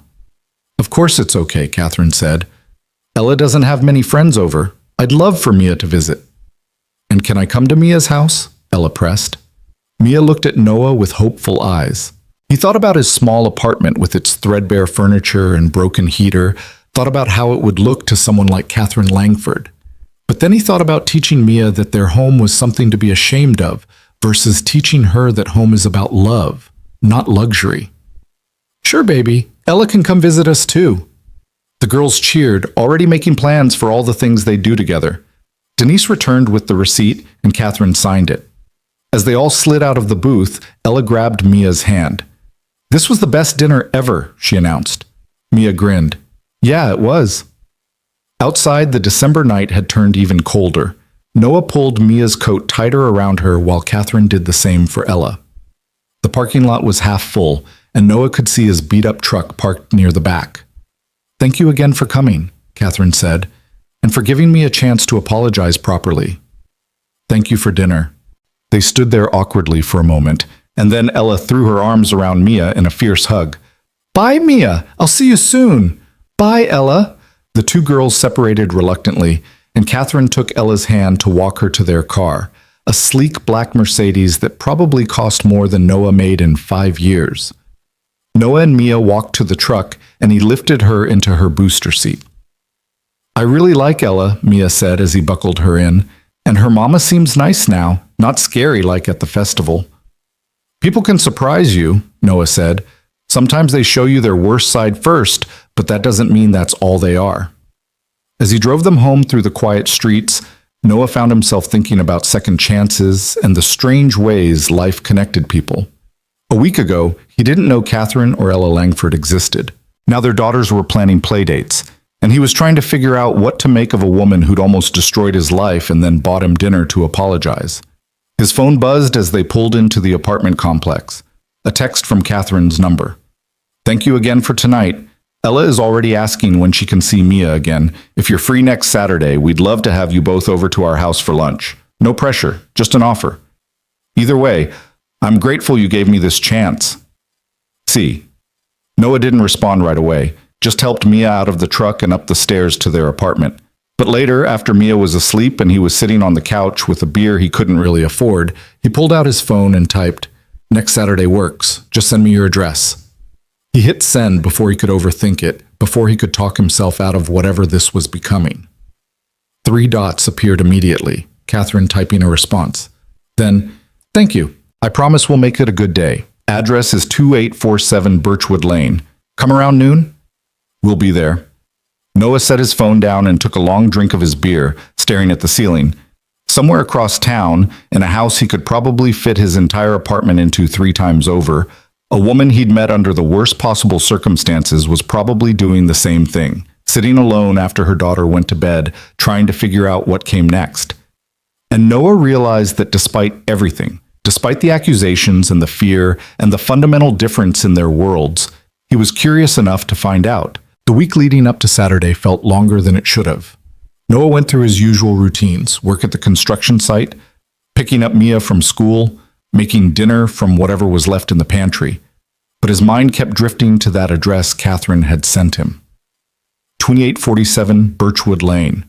He'd Googled it one night after Mia went to bed, using the satellite view to see what he was getting himself into. The house was massive, not just big, but estate-level massive, with perfectly manicured lawns and what looked like a separate guest house in the back. Noah had zoomed in on the image until he could see the stone fountain in the circular driveway, the tall windows that probably cost more than his truck, the privacy fence that surrounded the entire property. "You're overthinking this," Marcus had told him on Thursday when Noah mentioned his nervousness during lunch break. "It's just lunch. You go, the girls play, you eat some fancy food, you leave. What's the worst that could happen?" But Noah couldn't shake the feeling that he was walking into something bigger than just lunch. Every time his phone buzzed with a text from Catherine, and she'd been texting throughout the week, friendly messages about what Ella was excited to show Mia, asking if Mia had any food allergies, making sure noon still worked. He felt that same mix of curiosity and caution. On Friday night, Mia laid out 3 different outfits on her bed, trying to decide what to wear to Ella's house. "What about this one?" she asked, holding up her favorite purple shirt with the sparkly heart. "That's nice, baby." "But maybe this one is better?" She switched to a pink dress she'd worn to her school's spring concert last year.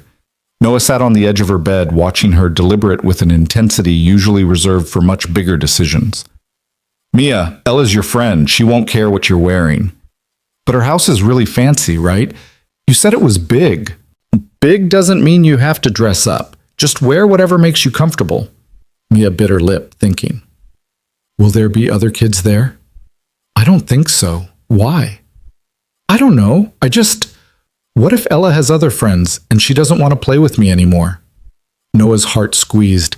He pulled Mia onto his lap, even though she was getting too big for it. "Hey, where's this coming from? Ella was so excited to see you at dinner. She asked her mama if you could come over. That means she wants to spend time with you. Just you." "But what if her house is so cool that she realizes our apartment is boring?" There it was, the real fear underneath all the outfit changes and questions. Noah had been so focused on his own anxiety about the visit that he hadn't considered Mia might be developing her own insecurities about the difference in their circumstances. "Mia, look at me." He waited until her green eyes met his.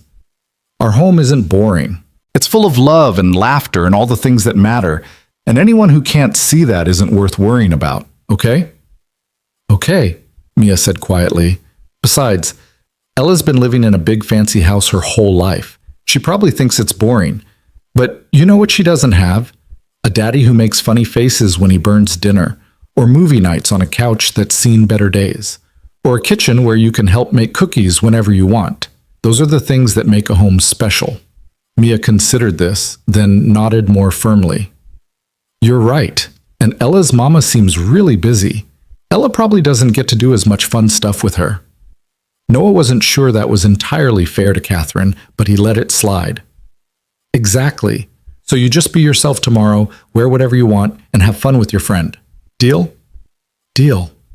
She settled on the purple shirt with jeans, and Noah helped her hang the other options back in her closet. As he tucked her into bed that night, she looked up at him with those 2 wise eyes. "Daddy, do you like Ella's mama now? Are you still mad at her?" The question caught him off guard. "I'm not mad at her anymore, no. I don't know if I like her yet. I barely know her, but she's trying to make things right, and I think that counts for something." She must have been really scared when she couldn't find Ella, like how you get scared when you can't find me at the grocery store. "Yeah, baby, exactly like that." "Then I guess I can't be mad at her either. Being a parent is hard, huh?" Noah laughed, pressing a kiss to her forehead. "The hardest thing in the world. Now get some sleep. Big day tomorrow." He left her door cracked open and went to his own room, but sleep was hard to come by. Noah lay awake thinking about the next day, about walking into Catherine Langford's world, about what it would feel like to see exactly how the other half lived. Saturday morning dawned gray and cold, with the weather forecast promising snow by evening. Noah made pancakes for breakfast, Mia's favorite, and tried not to let his nervousness show. They had a few hours before they needed to leave, so he let Mia watch cartoons while he cleaned the apartment, even though Catherine would never see it. At 11:30, they got in the truck and headed toward Maple Ridge. The drive took them through progressively nicer neighborhoods, the houses getting larger and the lawns getting more pristine with each passing mile. By the time Noah turned on to Birchwood Lane, he felt like he'd driven into a different city entirely. The houses here were spaced far apart, each one sitting on at least an acre of land, separated from the street by gates and walls and hedges. Number 2847 appeared on the right, and Noah had to pause to take it in.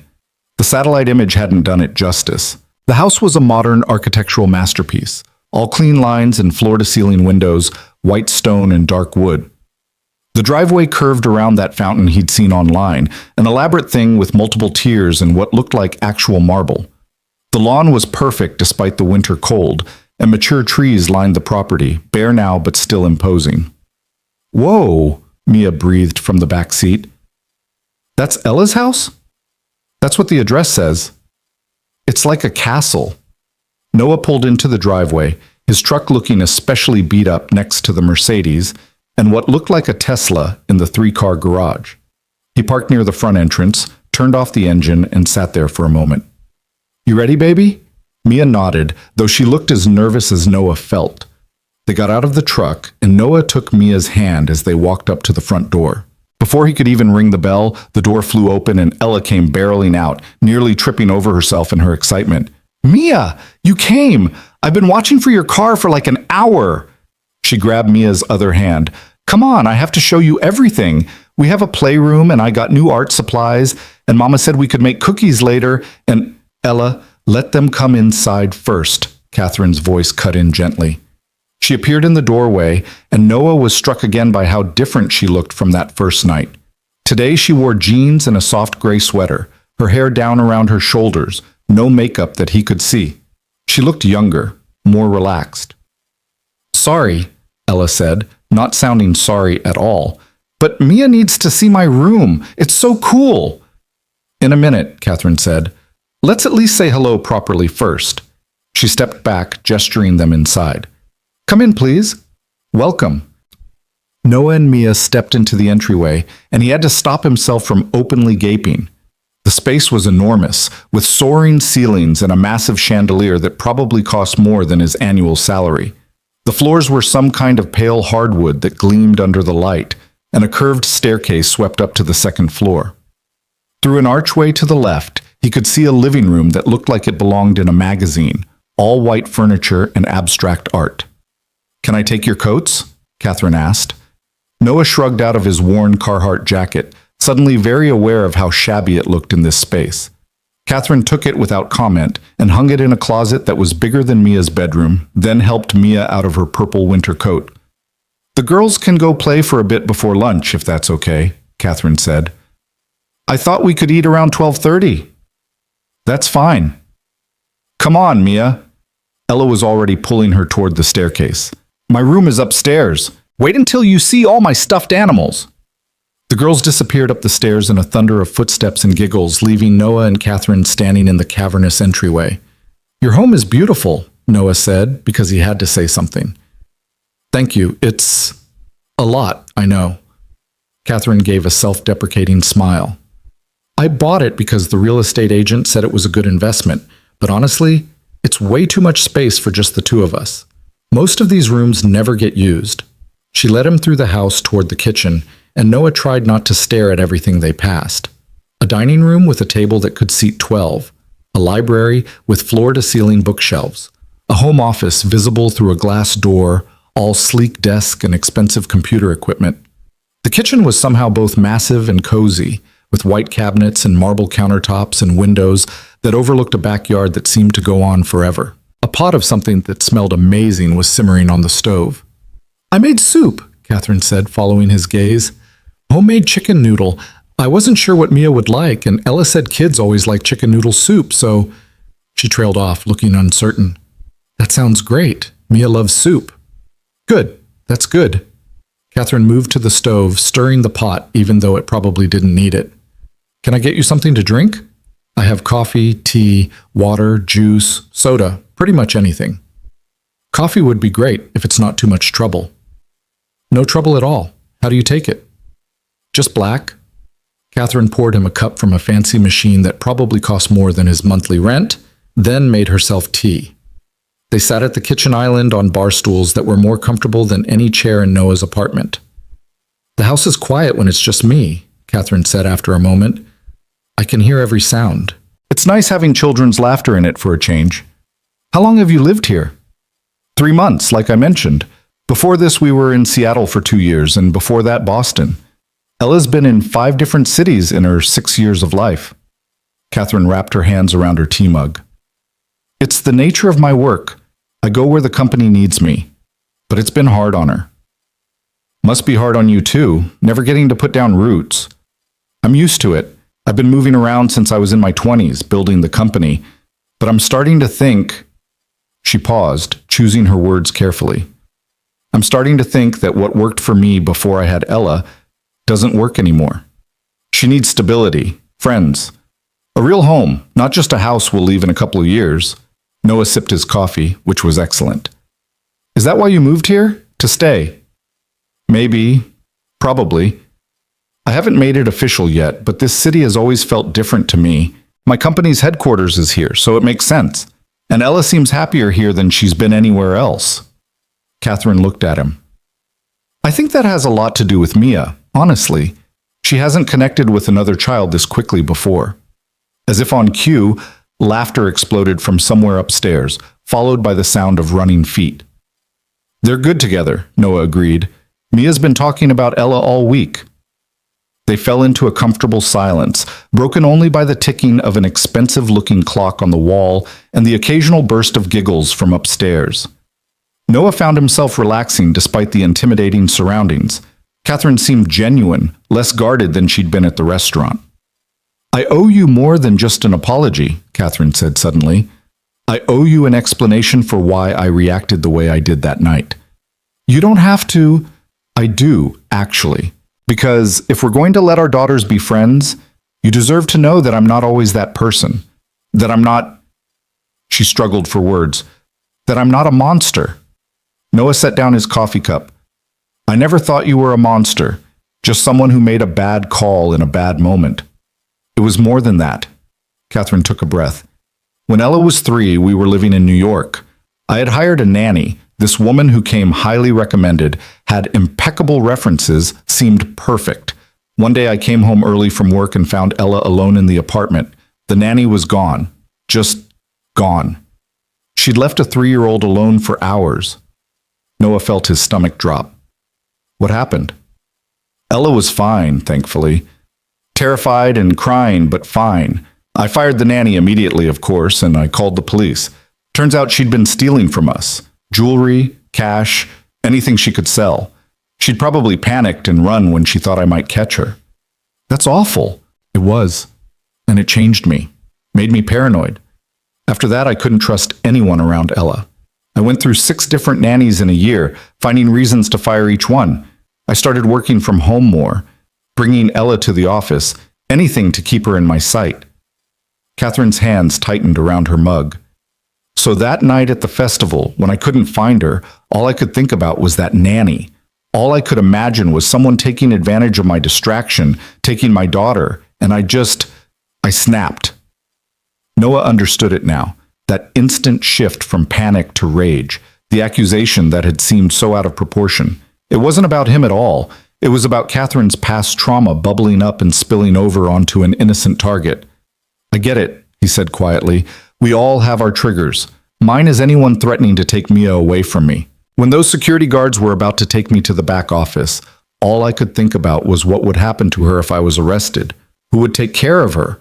Whether the state would try to put her in foster care while everything got sorted out. I put that fear in you. I'm so sorry. You didn't know. And honestly, your fear makes sense given what happened to you, but Catherine..." He waited until she looked at him. "You can't let one bad experience make you suspicious of everyone. Most people are good. Most people are just trying to help." "I'm learning that. Or trying to."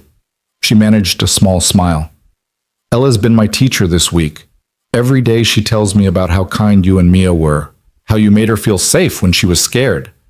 She's 6 years old, and she saw the truth of the situation more clearly than I did. Kids are good at that. They haven't learned to be cynical yet." More laughter from upstairs, this time accompanied by music, something pop and cheerful that Noah recognized from Mia's favorite playlist. Catherine glanced at the clock. I should probably check on them before they destroy Ella's room. Want to come see the playroom? It's Ella's favorite part of the house. Noah followed her upstairs, down a hallway lined with family photos. Catherine and Ella, at various ages, at various locations, always just the two of them. No father, no grandparents, just mother and daughter against the world. The playroom was at the end of the hall, and Noah had to admit it was impressive. It was larger than his entire living room, filled with every toy imaginable. A kitchen set in one corner, a reading nook with beanbags and shelves full of books, an art station with an easel and supplies, a dress-up area with costumes and a full-length mirror. The girls were in the middle of the room, surrounded by stuffed animals that they were apparently organizing by size. This one goes here, Mia was saying, placing a large teddy bear at one end of their line. And this little bunny goes at the other end. But what about the medium ones? Ella asked, holding up a stuffed elephant. Those go in the middle, silly. They both dissolved into giggles. Catherine leaned against the doorframe, watching them with such open affection that Noah felt like he was intruding on a private moment. She's never had a friend over before, Catherine said quietly. I mean, we've tried play dates with daughters of business colleagues, but Ella always said they weren't really her friends. This is different. Mia's the same way. She has kids she plays with at school, but she's never asked to have anyone over to our place. Noah watched his daughter arranging stuffed animals with intense concentration. I think they were both waiting to find someone who really got them. They stood there for a few more minutes, watching the girls play, and then Catherine said lunch would be ready soon and they should probably wash up. The dining room table was set for 4, though it could have held 8 more people easily. Catherine had put out the soup in a fancy tureen, along with fresh bread that she admitted she'd bought from a bakery that morning because she didn't trust herself to make it, and a salad that looked like it belonged in a restaurant. This is so fancy, Mia whispered to Noah as they sat down. Just use your manners, and it'll be fine, he whispered back. But Catherine had heard. It's not that fancy, she said with a smile. It's just lunch. Please, everyone dig in. The soup was delicious, and Noah said so. Catherine looked pleased. I don't cook much. Usually we have a meal service that delivers, but I wanted to make something homemade today. You did great, Noah assured her. Mama's soup is the best, Ella announced loyally. Better than the restaurant kind. Mia nodded enthusiastically, her mouth full of noodles. The conversation flowed easily. The girls chattered about their plans to make cookies after lunch, about what movies they liked, about what they wanted to be when they grew up. Ella wanted to be a veterinarian. Mia wanted to be a teacher like her favorite teacher, Mrs. Henderson. Those are both excellent choices, Catherine said. You can be anything you want to be if you work hard enough. Daddy says that too, Mia said. He says I'm smart enough to do anything. Your daddy's right. After lunch, the girls did indeed make cookies, or rather, they made a spectacular mess while Catherine supervised and Noah tried to help without getting in the way. The kitchen ended up covered in flour, and the cookies came out slightly burnt on the edges, but the girls were so proud of them that it didn't matter. These are the best cookies I've ever made, Ella declared, biting into one. Me too, Mia agreed. While the cookies cooled, Catherine suggested they go outside to see the backyard before the snow started. She bundled the girls into coats and led everyone through French doors onto a massive deck that overlooked what could only be described as a private park. The yard stretched back at least half an acre, with a swing set that looked like it belonged to a playground, a trampoline enclosed in safety netting, and what appeared to be a small garden area dormant now for winter. At the very back was a fence, and beyond that, woods. Can we go on the swings? Ella asked. Sure, baby. Just stay where I can see you. The girls ran off toward the swing set, and Noah stood on the deck next to Catherine, looking out over the property. It's beautiful here, he said. It is, though I'll admit sometimes it feels like too much. Ella and I are just 2 people. We don't need all this space. Why did you buy it then? Catherine was quiet for a moment. Honestly? Because I could. Because I spent my whole childhood in a 2-bedroom apartment with my mother and sister, sharing everything, never having space to myself. When I made my first million, I promised myself I'd never live like that again. She laughed, but it sounded hollow. Turns out, Having too much space can be just as lonely as having too little. Noah thought about his cramped apartment, about sharing a bathroom with his 7-year-old and sleeping on a mattress that sagged in the middle. But he also thought about movie nights on the couch with Mia, about making breakfast together in their tiny kitchen, about the closeness that came from sharing a small space. I get that, he said, but I think home isn't about the space you have. It's about what you do with it, who you share it with. You're probably right. Catherine watched Ella pushing Mia on the swing, both girls shrieking with laughter. I've been so focused on giving Ella things, the best schools, the best toys, the biggest house, that I forgot to just give her time, presents, the things that actually matter. You're here now. That's what counts. Catherine turned to look at him, something searching in her expression. Can I ask you something? And please be honest. Okay. Do you think I'm a bad mother? The question caught Noah completely off guard. What? No. Why would you think that? Because I let my daughter get lost at a festival, because I work too much, because I hired nannies to raise her instead of doing it myself, because I live in a house so big she probably feels lost in it, because... Catherine, stop. Noah's voice was firm. You're not a bad mother. You're a mother who's trying her best in a situation most people can't even imagine. You're running a company, raising a kid alone, dealing with your own trauma. Yeah, you made a mistake at the festival. So what? Every parent makes mistakes. I burn dinner twice a week, and I once forgot it was pajama day at Mia's school and sent her in regular clothes. Does that make me a bad father? That's different. It's not different. We're all just doing our best. And Ella, look at her. She's happy. She's confident. She's kind. You did that. Whatever you're doing, it's working. Catherine's eyes were bright with unshed tears. Thank you for saying that. I think I needed to hear it. They stood in companionable silence, watching the girls play. After a while, Mia called out, Daddy, come push us. We want to go really high. Noah jogged down the deck steps and across the perfect lawn to the swing set, and Catherine followed. They spent the next hour pushing the girls on swings, helping them on the trampoline, playing a game of tag that left everyone breathless and laughing. At some point, the first snowflakes started to fall, fat, lazy flakes that dusted everything in white. Ella and Mia tried to catch them on their tongues, spinning in circles until they were dizzy. I love snow, Mia said, flopping onto the grass. It makes everything look clean and new. Ella flopped down next to her. Like magic. Noah looked at his watch and was shocked to see it was almost 4 o'clock. They'd been here for 4 hours, and it had felt like no time at all.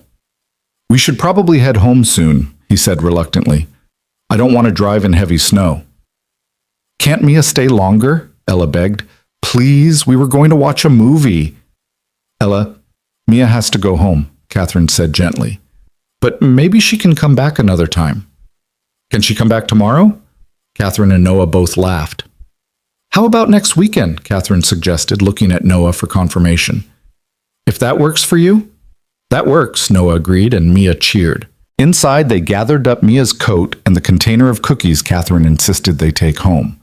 The girls hugged goodbye at the door, promising to text each other. Catherine had given Mia her tablet, logged into a kid-safe messaging app so the girls could stay in touch. Thank you for coming, Catherine said as Noah and Mia headed toward the truck. This meant a lot to Ella, to both of us. Thank you for having us. And for the cookies. Next time maybe you could come to our place, Mia piped up. It's not as big, but we have really good hot chocolate, Catherine smiled. I'd like that very much. In the truck, pulling away from the house, Mia was quiet for a few minutes. Then she said, Daddy, Ella's house is really nice. It is. But I think our home is better. Noah glanced at her in the rearview mirror. Yeah? Why's that? Because Ella's house is big and pretty, but it feels kind of empty, like there's too much space and not enough people to fill it.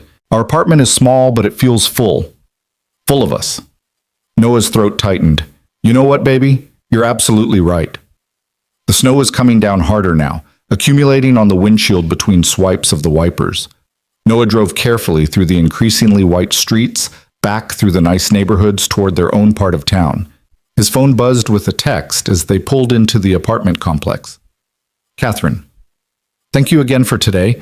Ella's already asking when Mia can come back. I know this is all happening fast, but I'm grateful for it.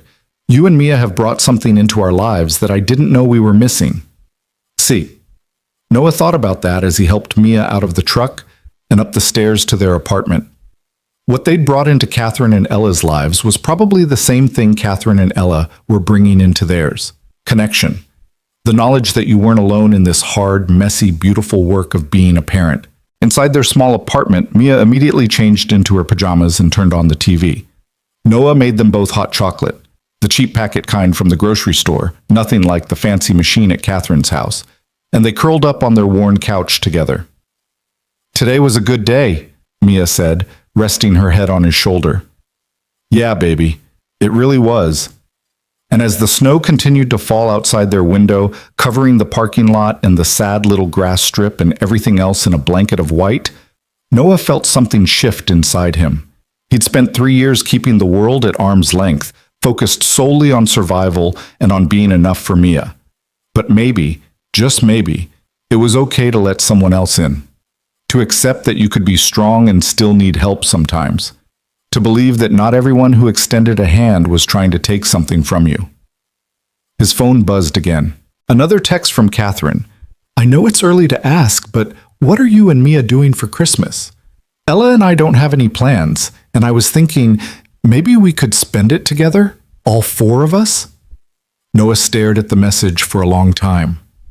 Christmas had always been just him and Mia since Sarah died. Their private tradition of Chinese takeout and watching holiday movies, exchanging small gifts they could barely afford, making the most of what they had. But Mia had loved today, and Ella clearly needed friends as much as Mia did. And Catherine, despite everything, despite the rocky start, seemed like she was genuinely trying to be better, to do better. He typed back. Let us think about it. It's kind of our special day, just me and Mia, but maybe we could do something together. I'll talk to her and let you know. The response came quickly. Of course, no pressure. Whatever you're comfortable with, sleep well. See? Noah set his phone down and pulled Mia closer, breathing in the strawberry scent of her shampoo, feeling the solid warmth of her against his side. Outside, the snow kept falling, transforming the world into something new, something clean, something full of possibilities he hadn't imagined even a week ago.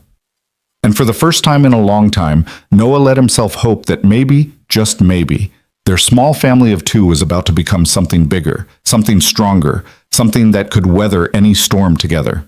The conversation about Christmas came up naturally the next morning over pancakes.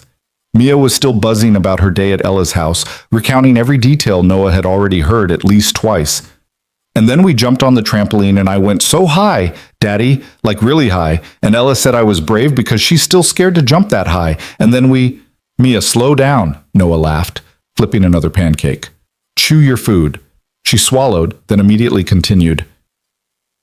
Can Ella come here next time? I want to show her my room and my stuffed animals and we could watch movies and, oh, maybe she could sleep over? Have you ever had a sleepover, Daddy? Once or twice when I was a kid. Can I have one, please? Noah slid a fresh pancake onto her plate. Maybe eventually. Let's see how a regular visit goes first. He paused, considering his words. Actually, Ella's mom asked if maybe we'd want to spend Christmas together. All 4 of us. What do you think about that? Mia's eyes went wide. Really? We could spend Christmas with Ella? Possibly, but I wanted to check with you first. Christmas has always been our special day. Just you and me. If you want to keep it that way, that's totally okay. Mia was quiet for a moment, pushing syrup around her plate with her fork. Noah waited, letting her think it through without pressure. I like our Christmas, she said finally. I like the Chinese food and the movies and how we wear pajamas all day. Me too, baby. But... She looked up at him. Ella doesn't have a daddy, and her mama seems really busy. I bet their Christmas is kind of lonely.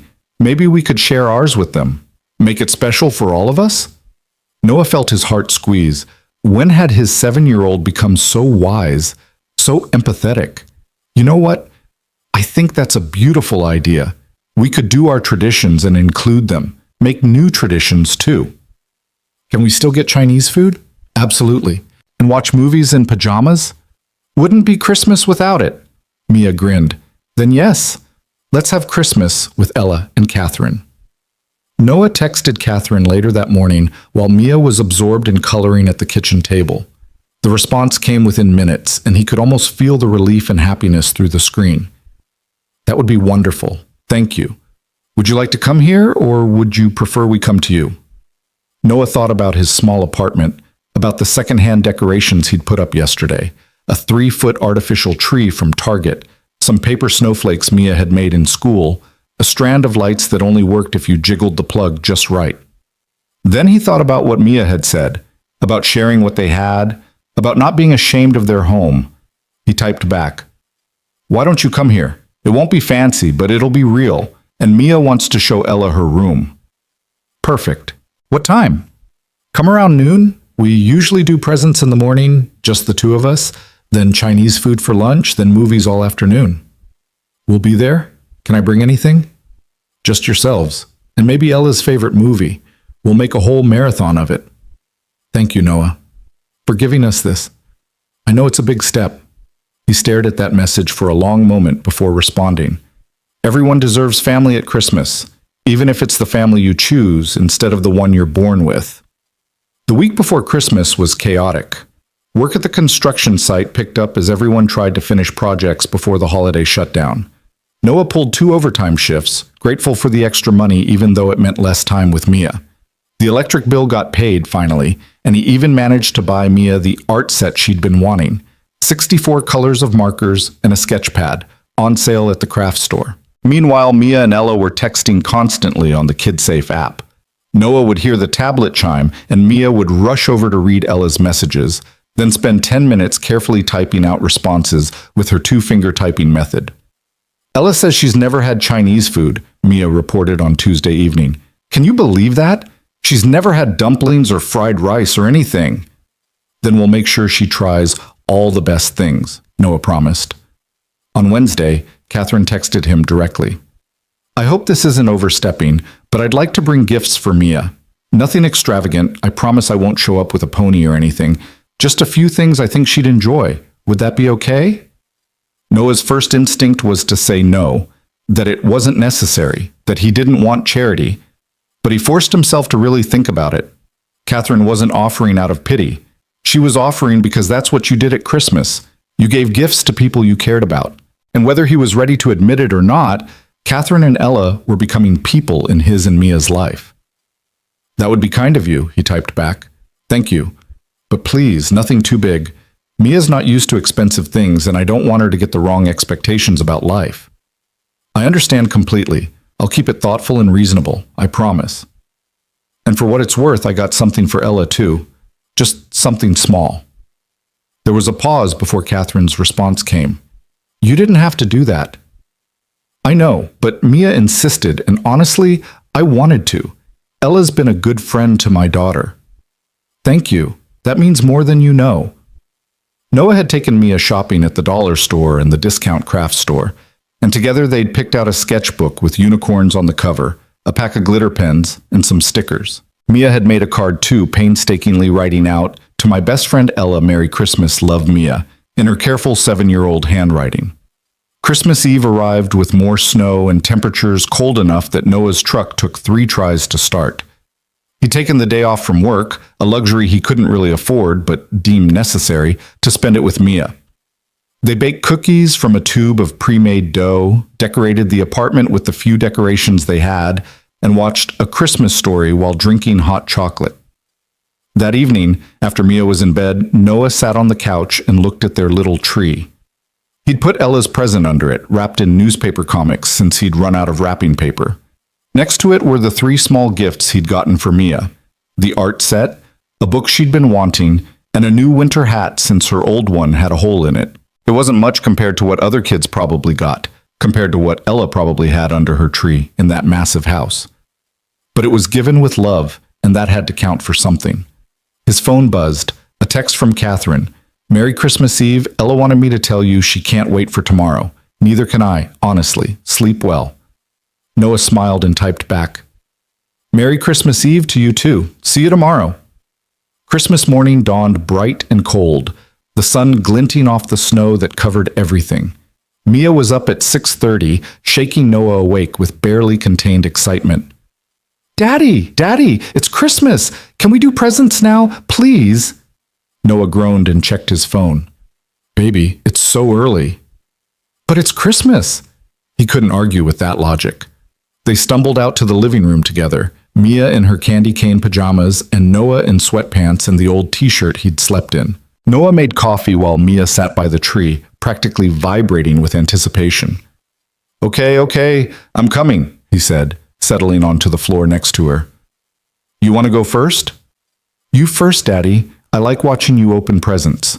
Noah had told her not to get him anything. They couldn't afford it, but of course she had anyway.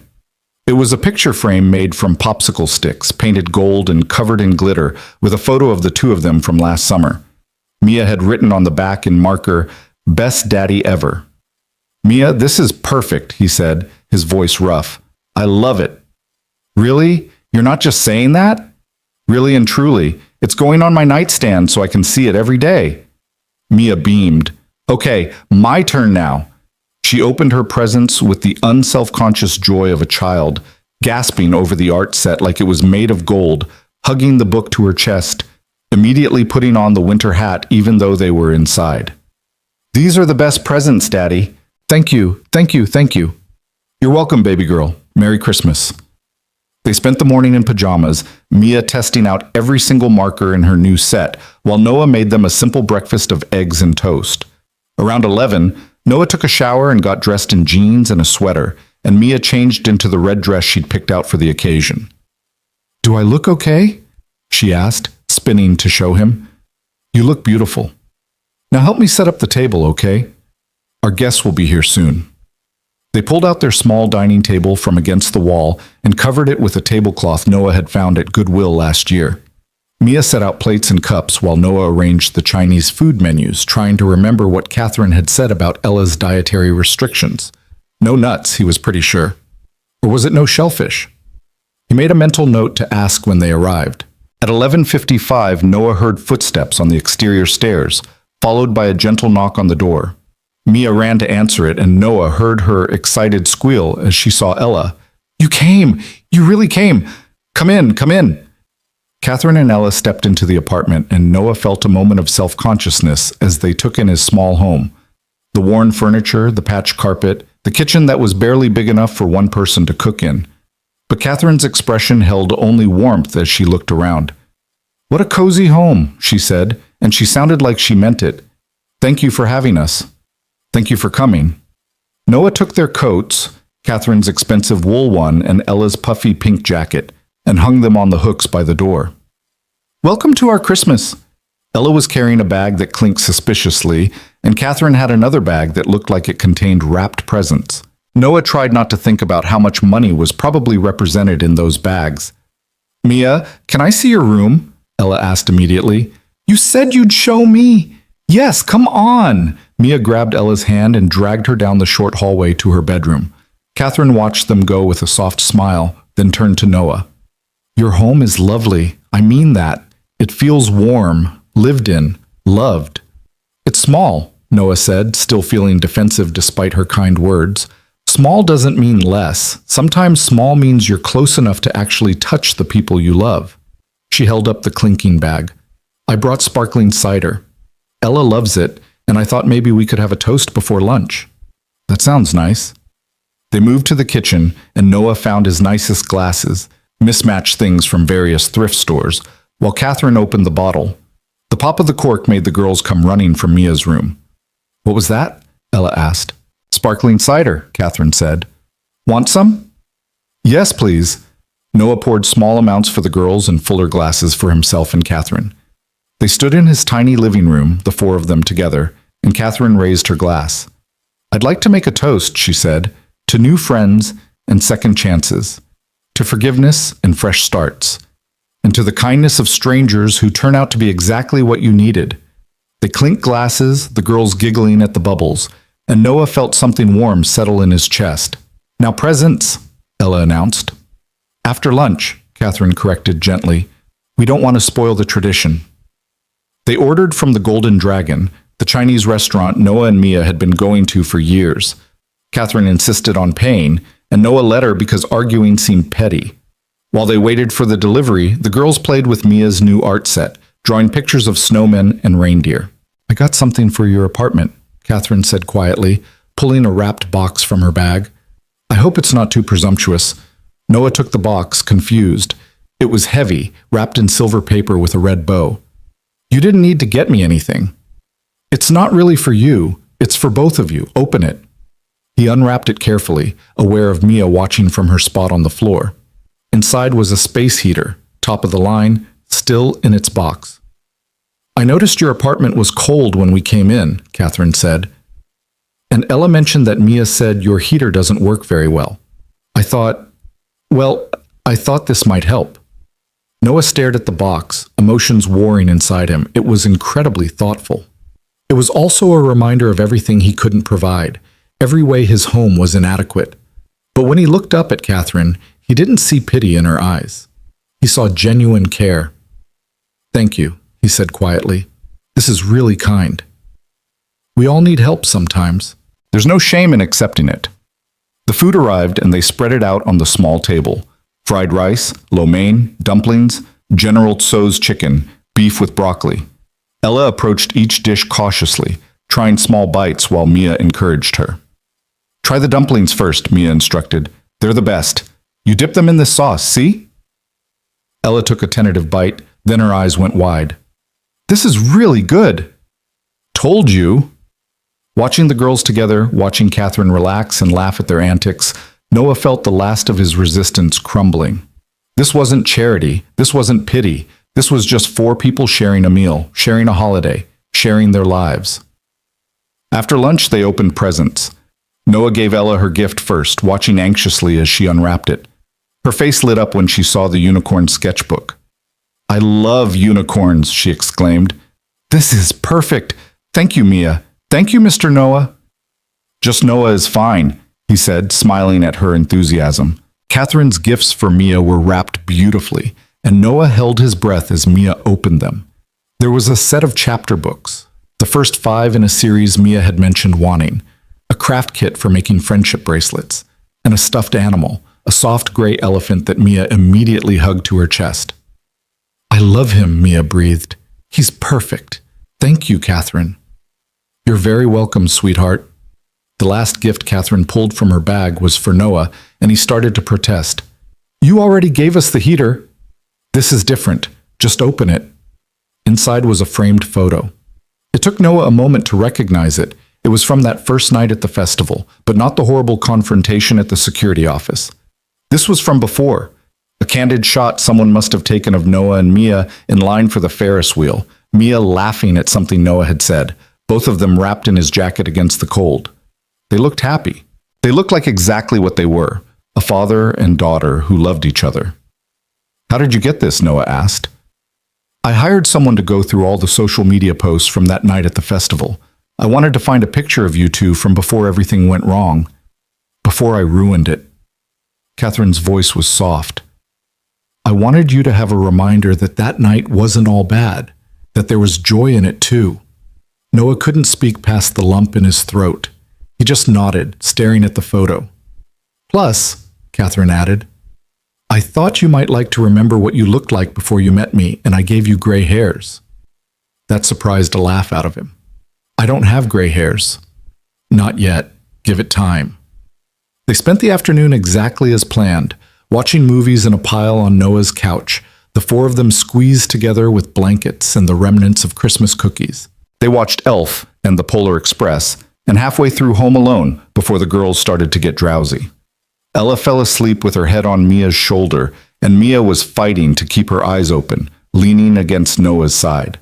Catherine had ended up on Noah's other side, and at some point she'd kicked off her shoes and pulled her feet up under her, looking more relaxed than Noah had ever seen her. "This is nice," she said quietly, not wanting to wake the girls. "This is what Christmas should feel like." "What's it usually like for you?" "Quiet. Just Ella and me, opening presents in a house that's too big, eating catered food that's too fancy. It's fine, but it's..." She trailed off, searching for words. "It's lonely. This is better. This feels like family. Noah looked down at Mia's sleeping face, then at Ella's, then at Catherine. Yeah, he said. I guess it does. Catherine's phone buzzed, and she checked it with an apologetic grimace. I'm sorry. I told my assistant I'd be unavailable today, but there's always something. Everything okay? She was quiet for a moment, reading whatever was on her screen. Then she sighed. It's fine. Just work stuff. There's always a crisis, always something that supposedly can't wait. She put her phone face down on the couch. But it can wait. Today is about this, not work. You don't have to stay if you need to go, Noah said, even though he didn't want her to leave. I want to stay. That's the whole point. I want to be here, present, not rushing off to handle some emergency that won't matter in a week anyway. She looked at him. Ella's taught me that. And you too, actually. You always put Mia first. You're always present for her.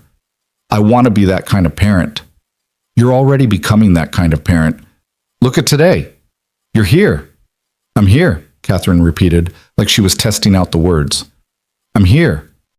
They sat in comfortable silence for a while, the movie playing softly, the girls sleeping soundly. Outside, it started to snow again, big flakes drifting past the window. Noah, can I ask you something? Catherine said eventually. Sure. Why did you say yes to this, to today? After everything I put you through, you could have walked away, never spoken to me again. But you gave me chance after chance. Why? Noah thought about it, really thought about it. Because Mia wanted to be friends with Ella, and because I could see you were genuinely sorry, but mostly, he paused, choosing his words carefully. Mostly because when my wife was sick, people were so kind to us.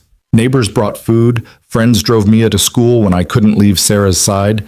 Strangers at the hospital would sit with me when I was scared and alone. I didn't know most of those people. They just helped because they could. He shifted slightly, careful not to wake Mia. Sarah made me promise before she died that I wouldn't become bitter, that I'd keep believing in the goodness of people, keep being kind even when the world wasn't kind back. So that's what I'm trying to do. Be the kind of person who helps, who gives second chances, who remembers that everyone's fighting battles I know nothing about. Catherine's eyes were bright with tears. She sounds like she was an amazing person. She was. She would have liked you, I think, once you got past the rough start. I don't know about that. I do. Sarah always said people deserve to be judged by who they're trying to become, not who they've been. And you're trying. That counts for everything. Catherine wiped at her eyes. Thank you for that. And thank you for today. For letting us be part of your family, even temporarily. Who says it's temporary? The question hung in the air between them. Catherine looked at him, something hopeful and uncertain in her expression. I mean, Noah continued, the girls are already best friends, and we're getting pretty good at this whole shared holiday thing. Maybe we could keep doing it. Not just Christmas, but other stuff too. Birthdays, random weekends, whatever. Like a family, Catherine said softly. Yeah, like a family. Ella stirred in her sleep, mumbling something about cookies, and Mia shifted closer to Noah. The movie played on, the snow kept falling, and Noah felt like maybe, just maybe, something had shifted tonight, something permanent. I'd like that, Catherine said. I'd like that very much. They stayed like that until the movie ended, until both girls were deeply asleep and it became clear they weren't waking up anytime soon. Catherine carefully extracted herself from the couch and stretched. I should probably get Ella home, she whispered. We've imposed on you long enough. You haven't imposed. This was perfect, Catherine smiled. It really was. She gathered up her things, then gently woke Ella. Come on, baby. Time to go home. Ella blinked awake, confused and still half asleep. But I don't want to leave. Can't we stay, please? We'll come back soon, Catherine promised. Say thank you to Noah and Mia for having us. Thank you for the best Christmas ever, Ella said, throwing her arms around Mia for one more hug, even though Mia was barely awake enough to hug back. Noah walked them to the door, helped them with their coats. In the doorway, Catherine turned back to him. Thank you, she said again. Not just for today, but for everything. For being patient with me while I figured out how to be better. You're already better. Noah assured her. You just needed someone to notice. On impulse, Catherine leaned in and hugged him. It was brief, friendly, nothing more than that. But it felt significant somehow, like a seal on everything they'd built together over the past few weeks. Merry Christmas, Noah. Merry Christmas, Catherine. He watched them walk down the stairs and across the parking lot to Catherine's Mercedes. Watched until they drove away and the taillights disappeared around the corner. Then he went back inside, carefully lifted Mia from the couch, and carried her to her bed. She stirred as he tucked her in. Daddy? Yeah, baby? That was the best Christmas we've ever had. Yeah? Yeah. Because we shared it. We made it bigger. Noah kissed her forehead. We did. Sleep now. We'll talk about it in the morning. He went back to the living room and looked at the remains of the day, the empty Chinese food containers, the rumpled blankets on the couch, the new space heater plugged in and making the apartment actually warm for the first time in weeks. The framed photo Catherine had given him sat on the coffee table, and Noah picked it up, looking at his and Mia's happy faces. His phone buzzed. A text from Catherine. We made it home. Ella fell asleep in the car talking about all the fun she had. Thank you again for sharing your Christmas with us. I meant what I said. This felt like family. Sleep well. See.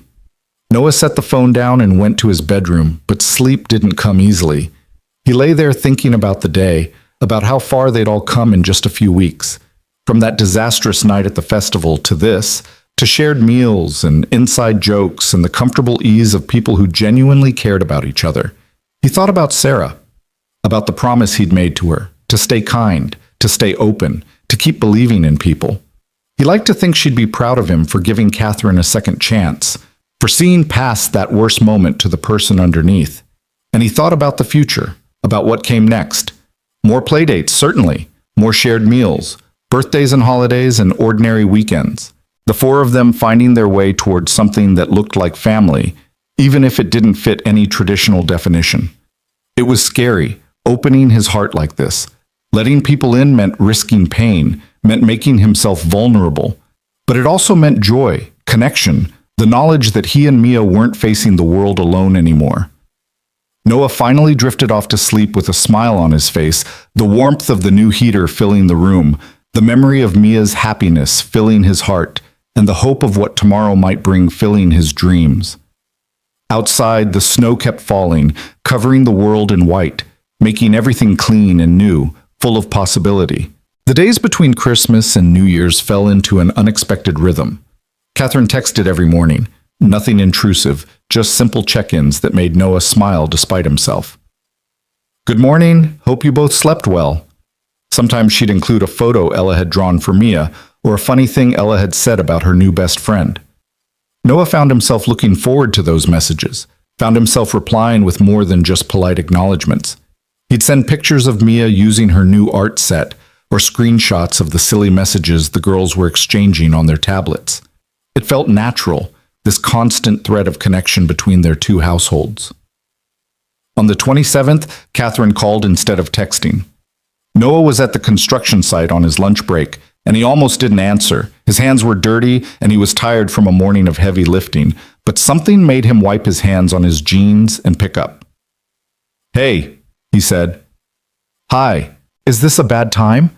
Catherine's voice sounded strained. I'm on lunch. What's wrong? A pause. Nothing's wrong exactly. I need advice. Parent to parent. Do you have a minute? Noah walked away from where Marcus and the other guys were eating, finding a quiet corner of the site. Yeah, I've got time. What's going on? Ella's having nightmares about getting lost at the festival. She's had them on and off since it happened, but they've gotten worse the last few nights. She wakes up crying, saying she can't find me, that she's alone and scared. Catherine's voice cracked slightly. I don't know what to do. I hold her. I tell her she's safe, but it doesn't seem to help. I thought maybe you'd know. You've been through hard things with Mia. How do you help her when she's scared? Noah leaned against a stack of lumber, thinking about the months after Sarah died when Mia would wake up screaming, terrified that Noah had left her too. How old was Ella when your nanny abandoned her? 3? Why? Because she probably remembers it more than you think. And now she's reliving that trauma through the festival incident. Both times she lost sight of you and was terrified. Catherine was quiet for a moment. I never thought about it like that. I thought she was too young to really remember the nanny thing. Kids remember more than we realize, the feelings especially. Noah watched his coworkers across the site, grateful for this moment of privacy. When Mia has nightmares about losing me, what helps is talking about it when she's awake, during the day, when she's calm. We make plans for what she should do if we ever get separated. We practice meeting spots, we talk about finding safe adults to ask for help. It gives her control over the fear. That's really smart. It's what the grief counselor taught me after Sarah died. You can't just tell kids not to be scared. You have to give them tools to handle the scary thing. Will you tell me more about what the counselor said? Catherine's voice was almost pleading. I've never taken Ella to therapy. I kept thinking I could handle everything myself, but maybe I was wrong. They talked for the rest of Noah's lunch break, and then for 10 minutes after he should have been back to work. Catherine asked questions, and Noah answered honestly, sharing what had worked with Mia and what hadn't, admitting his own failures and frustrations. It felt intimate, this exchange of parental vulnerabilities. Thank you, Catherine said finally. I'm going to call a child therapist today, and I'm going to talk to Ella tonight about making a safety plan. You've helped so much. Anytime. That's what friends do. Friends, Catherine repeated softly. Yeah, we are, aren't we? I think so. After they hung up, Noah stood there for a moment before heading back to work. Marcus gave him a knowing look. That the billionaire lady? Her name is Catherine. Mm-hmm. And you two are just friends? We are just friends, Noah said firmly. She needed parenting advice. Right, just friends. Marcus's tone said he didn't believe it for a second, but he dropped the subject. The truth was, Noah didn't know exactly what they were. Not just friends, maybe, but not anything more either. They were two single parents trying to navigate raising daughters alone who'd found unexpected support in each other. That was all. That was enough. That evening, Catherine texted, I talked to Ella. We made a plan together for what she should do if we ever get separated again. She's making a card to keep in her pocket with my phone number on it. She seemed relieved to have concrete steps. Thank you for the advice. It really helped. Glad to hear it. How's she doing now? Better. She's in her room drawing something. I think it's a picture of the four of us from Christmas. Noah smiled at that. Mia's been doing the same thing. I have about 15 drawings of her and Ella now. Save them. Someday they'll look back and remember this time. I will. New Year's Eve arrived with frigid temperatures and clear skies. Marcus had invited Noah to a party. Nothing fancy, just a bunch of guys from work and their families getting together for food and fireworks. Noah had planned to go, had even arranged for Mia to stay with Marcus's wife and kids for the evening. But that afternoon, Catherine called again. I know this is last minute, she said, but Ella's been asking if we can spend New Year's with you and Mia. I told her you probably have plans, but she made me promise to at least ask. Noah thought about the party, about the obligation he'd already committed to. Then he thought about Mia's face when he told her who was on the phone. What did you have in mind? Nothing elaborate. Maybe dinner at my place. I was thinking I could actually cook this time. Nothing fancy, just spaghetti or something. The girls could play, we could watch the ball drop on TV, very low-key. That sounds nice, actually. Let me check with Mia. But Mia was already tugging on his sleeve, having clearly overheard. Can we go? Please, Daddy. I want to see Ella. Noah laughed. I think that's a yes. What time? 6? That gives the girls time to play before dinner. Noah called Marcus to cancel. And if his friend made some teasing comment about choosing the billionaire over beer and hot wings, well, Noah ignored it.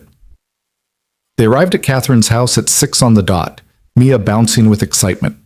Ella met them at the door wearing a sparkly dress and a tiara, declaring that New Year's Eve was fancy and everyone had to dress up.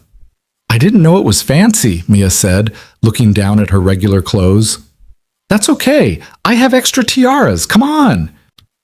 Ella grabbed Mia's hand and pulled her upstairs before Noah could even say hello. Catherine appeared in the doorway, laughing. Sorry about that. Ella's been planning this all day. She has a whole fashion show planned. No apology necessary. Noah stepped inside, comfortable now in this space that had seemed so intimidating just weeks ago. Something smells good. Spaghetti sauce.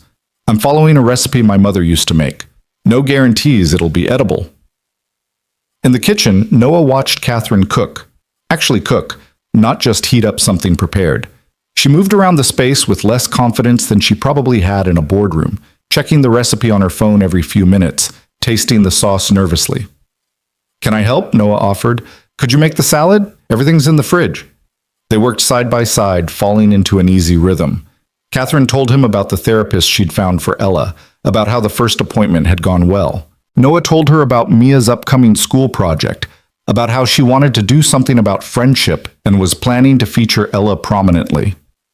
I've been thinking, Catherine said as she drained the pasta, about what you said at Christmas, about being a family, the four of us. I want that, Noah. I want it more than I've wanted anything in a long time, but I'm scared I'm going to mess it up. Noah set down the salad tongs. Why would you mess it up? Because I mess everything up eventually. I get too focused on work, I make promises I can't keep, I let people down. I did it with my ex, I've done it with employees, I've done it with Ella more times than I can count. She wasn't looking at him, was focused intently on the pasta. What if I do it with you and Mia too? What if I let you down? Catherine, look at me. She did, reluctantly. You're going to make mistakes, so am I. That's part of being human. But the fact that you're worried about it, that you care enough to be scared, that tells me you won't mess it up. Not in any way that matters. How can you be so sure? Because I see how you are with Ella, how you dropped everything to be present at Christmas, how you called me for parenting advice instead of just throwing money at the problem. You're trying, and that's what counts. Catherine blinked rapidly, and Noah realized she was crying. I don't deserve your faith in me. Everyone deserves someone who believes in them, even you. She wiped at her eyes, laughing shakily. You're too good, you know that? Too kind. Or maybe I just recognize someone else who's doing their best in impossible circumstances. Dinner was chaotic and perfect. The girls had changed into matching princess dresses from Ella's costume collection, complete with tiaras and plastic jewelry. They insisted on eating at the fancy dining room table with cloth napkins, even though it was just spaghetti. This is delicious, Mama, Ella declared. Better than the restaurant kind. Catherine caught Noah's eye across the table, a smile playing at her lips. Thank you, baby. After dinner, they settled in the massive living room to watch the New Year's Eve coverage on TV. The girls built a fort out of couch cushions and blankets, declaring it their midnight castle, where they'd watch the ball drop.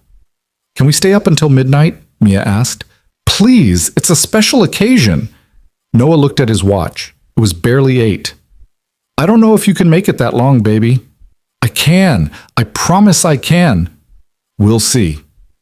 Catherine had made hot chocolate, the fancy kind, with real melted chocolate and whipped cream, and they all sat in the living room watching the television coverage of celebrations around the world. The girls lasted until about 9:30 before their energy started to flag.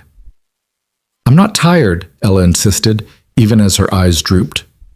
Me neither, Mia agreed through a yawn. Why don't we make our own countdown, Catherine suggested. We can celebrate when the West Coast hits midnight, which is only 9 o'clock here. That way you can see the celebration and still get to bed at a reasonable hour. But that's cheating, Ella protested. Is it? Or is it just celebrating with our friends on the other side of the country? The girls debated this seriously before deciding it was acceptable. When the West Coast countdown started at 9, they all gathered in front of the TV, counting down together.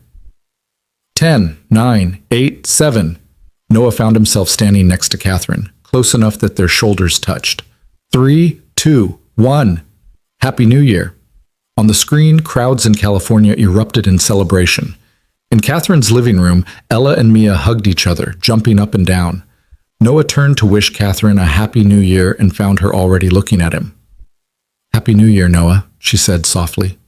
Happy New Year, Catherine. For a moment they just stood there, and Noah felt something shift in the air between them. Something more than friendship, more than co-parenting, something he wasn't quite ready to name. Then Mia crashed into his legs, hugging him. Happy New Year, Daddy! The moment broke. Noah scooped Mia up, spinning her around while she giggled. "Happy New Year, baby girl. Here's to the best year yet." The girls were asleep by 9:30, crashed in Ella's room in a pile of blankets and stuffed animals. Noah and Catherine covered them with a spare blanket and retreated downstairs. "I should probably get Mia home," Noah said, even though he didn't particularly want to leave. "Or," Catherine said, "you could stay. Have some actual adult conversation. Maybe a glass of wine? It's still early." Noah checked his phone. 9:45. "Okay, yeah, that sounds nice." They ended up in the living room with glasses of wine that Catherine admitted she knew nothing about. It had been a gift from a business associate, and she just grabbed a bottle at random. They sat on opposite ends of the couch, comfortable in the quiet. "Can I ask you something personal?" Catherine said after a while. "Sure." "Do you ever think about dating again? Finding someone?" The question caught Noah off guard. "Sometimes, but it's complicated with Mia. I can't just bring random people into her life. She's been through enough loss." "That makes sense." Catherine swirled her wine. "I've never really dated. Ella's father was a mistake, a one-night thing that resulted in a pregnancy. Before that, I was too focused on building my company. After that, I was too focused on being a mother. I wouldn't even know how to date if I tried. I don't think anyone really knows how. You just figure it out as you go." "Is that what we're doing?" Catherine asked quietly. "Figuring it out as we go?" Noah looked at her, really looked at her. Somewhere along the way, she'd stopped being the woman who'd accused him of kidnapping. She'd become Catherine, complicated and caring, wounded and trying, someone who made him laugh and made him think and made him want to be better. "I don't know what we're doing," he admitted, "but whatever it is, I like it." "Me too." She took a sip of wine. "I like who I am when I'm around you. You make me want to slow down, be present, actually live instead of just working all the time. You make me feel less alone, like I'm not the only one struggling to figure out this parenting thing." They talked until well past midnight, the real midnight, not the West Coast version. They talked about their childhoods, their fears, their hopes for their daughters. Catherine told him about building her company from nothing, about the loneliness of success, about how nothing she'd achieved professionally had ever felt as important as getting Ella to smile. Noah told her about Sarah, really told her this time, about the diagnosis, the treatments, the hope, and the despair, about holding her hand when she died, about the promise he'd made, about the 3 years of barely keeping his head above water. "You've been so strong," Catherine said. "I've been surviving. That's not the same thing." "It is, though. Survival is strength. Getting up every day, taking care of your daughter, staying kind when you had every reason to become bitter, that's the strongest thing a person can do." Noah felt his throat tighten. "Thank you for saying that. Thank you for being that, for showing me what real strength looks like." At some point, they'd moved closer together on the couch. Not touching, but close enough that Noah could smell her perfume, could see the flecks of gold in her brown eyes. "Noah, I need to tell you something," Catherine said, "and I need you to hear me out before you respond." "Okay. I'm falling for you." The words came out in a rush. "I know it's fast, I know it's complicated, I know we have our daughters to think about. But I can't keep pretending this is just friendship. You're the first person in years who's seen me, really seen me, and hasn't wanted something from me. You're kind and patient, and you make me laugh. And when I'm with you, I feel like I can breathe for the first time in forever." Noah's heart was pounding. "Catherine, I know you might not feel the same way. I know you might still see me as the woman who almost ruined your life. But I had to tell you, I couldn't go into a new year carrying this secret." "Can I talk now?" Noah asked gently. She nodded, looking terrified. "I'm falling for you too. I've been for a while, actually. I kept telling myself it was just friendship, just co-parenting, just convenience. But it's more than that. You're brilliant and funny, and you're trying so hard to be better, and I admire the hell out of you for it." Catherine's eyes went wide. "Really? Really? But Catherine, we have to be smart about this. We have 2 little girls who are already attached to each other. If we try this and it doesn't work, it'll work," Catherine interrupted. "I'll make it work. I'll do whatever it takes." "You can't promise that. None of us can. Life happens. Things fall apart." Then we'll put them back together. Together. She reached for his hand. I'm not saying this will be easy. I'm not saying I won't make mistakes. But Noah, I haven't felt this way about anyone. Ever. I'm willing to fight for it if you are. Noah looked down at their joined hands, thinking about risk and reward, about safety and possibility. He'd been playing it safe for 3 years, protecting himself and Mia from any potential hurt. But safety also meant loneliness. Safety meant never taking chances on something that could be extraordinary. Okay, he said, let's try, but slowly. We take it slow, we're honest with each other, and we put the girls first, always. Always, Catherine agreed. Slow, honest, girls first. And no grand gestures, no expensive gifts or fancy trips or anything like that. This has to be about us, not about what you can buy. Catherine laughed. That's going to be hard for me. Grand gestures are kind of my thing. Then you'll have to learn to do small gestures, meaningful ones. I can do that. She squeezed his hand. I can do anything if it means keeping you in my life. They sat there for a long moment, hands linked, the weight of what they'd just committed to settling over them. Then Noah said, So what happens now? Now? Now we finish our wine. And tomorrow we start figuring out what this looks like, together. Together, Noah echoed. It was nearly 2 in the morning when Noah finally carried a sleeping Mia out to his truck. Catherine walked them out, wrapping a blanket around Mia against the cold. Drive safe, she said. Text me when you get home. I will. She kissed Mia's forehead, then looked at Noah. Is it okay if I... He answered by leaning in and kissing her, soft and brief, but full of promise. Happy New Year, Catherine. Happy New Year, Noah. The drive home was quiet, Mia sleeping peacefully in the back seat. Noah kept glancing in the rearview mirror at her peaceful face, feeling the weight of the decision he'd just made. He was letting someone into their lives, into their carefully constructed world of 2. It was terrifying. It was exhilarating. He texted Catherine when they got home, as promised. We made it. Mia didn't even wake up when I carried her inside.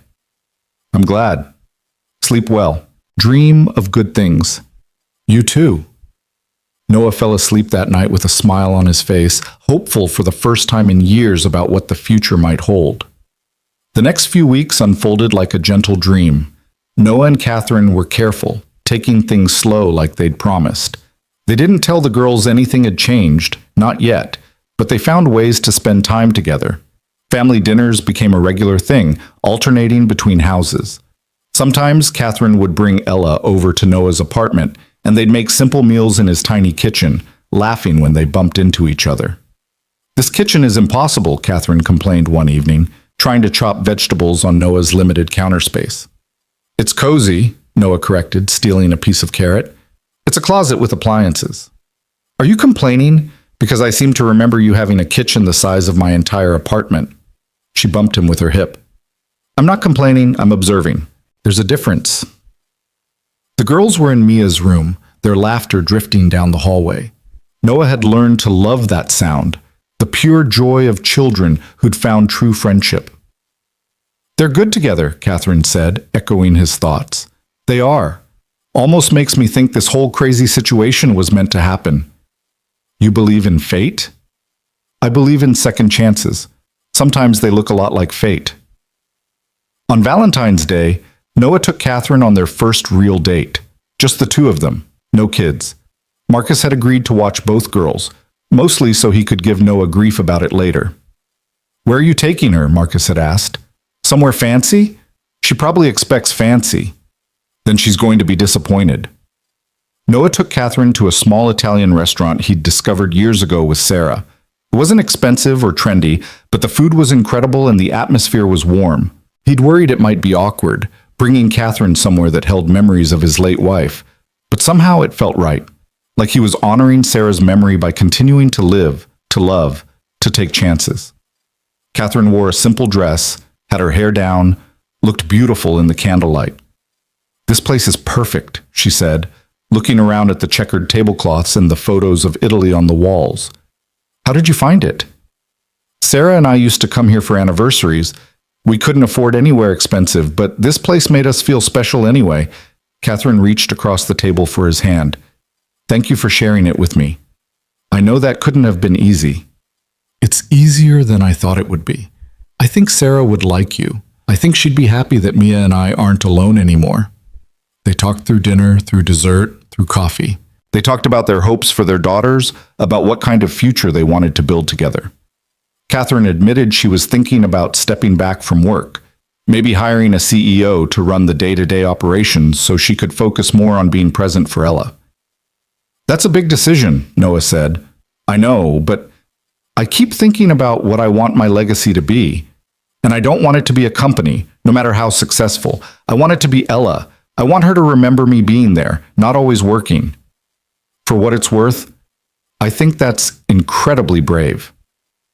When they got back to Marcus's house to pick up the girls, they found Mia and Ella had made them a card.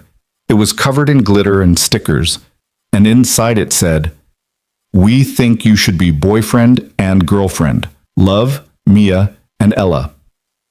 Marcus was grinning from the doorway. They've been working on that all evening. I had nothing to do with it. Noah and Catherine looked at each other, then at the two hopeful faces watching them. What do you think? Noah asked the girls. Should we be boyfriend and girlfriend? Yes! Both girls shouted. But that means we need to have some rules, Catherine said seriously. This is important, so I need you both to listen. The girls settled down, attentive. If your daddy and I are together, that means we're a family now, all four of us. But family means we have to be honest with each other, and kind and patient. It means sometimes we'll disagree, but we'll work it out because we love each other. Can you both do that? Mia and Ella nodded solemnly. And it means, Noah added, that we take care of each other.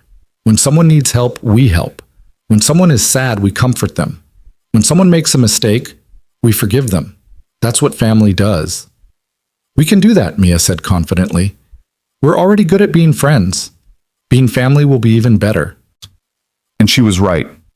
Over the next few months, they figured out how to blend their very different lives into something that worked. Catherine cut back her hours at work, started attending Ella's dance recitals and parent-teacher conferences. Noah accepted help when it was offered, let Catherine pay for things sometimes without fighting her about it. They had their struggles. There was the time Catherine had to fly to New York for an emergency board meeting and missed Ella's birthday party, leaving Noah to comfort a devastated little girl. There was the time Noah's truck broke down and he was too proud to ask Catherine for help, ending up stranded on the side of the road for 3 hours before finally calling her.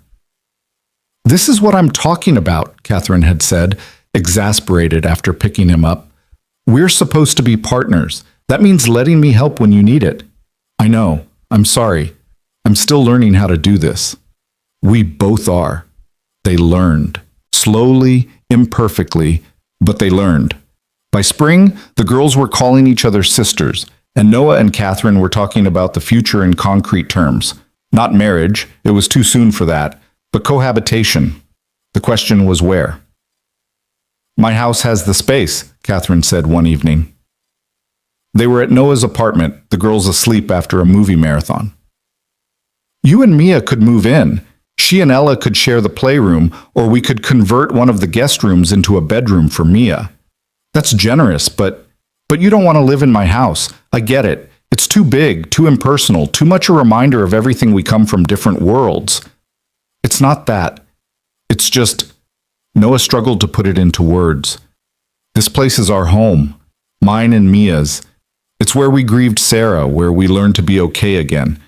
I'm not sure I'm ready to leave it. Catherine was quiet for a moment. What if we found somewhere new? Not my house, not your apartment, but something that's ours. All four of us, starting fresh. You'd give up that mansion? In a heartbeat, if it meant we could all be together. Besides, you were right that first day I invited you over. It's too much space for too few people. I want a home that feels full, not empty. A home that feels like what we built here, just with a little more room. They found a house in May. It was in a middle-class neighborhood, not as fancy as Maple Ridge, but much nicer than where Noah's apartment was. 4 bedrooms, a decent backyard, a kitchen big enough for 2 people to cook in without bumping into each other constantly. It needed work. The deck was rotting, the bathroom tiles were cracked, the landscaping was overgrown, but it was perfect.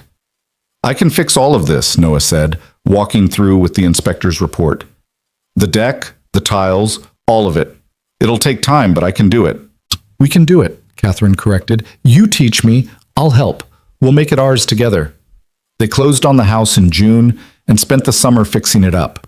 Marcus and some of the guys from the construction site helped with the big projects.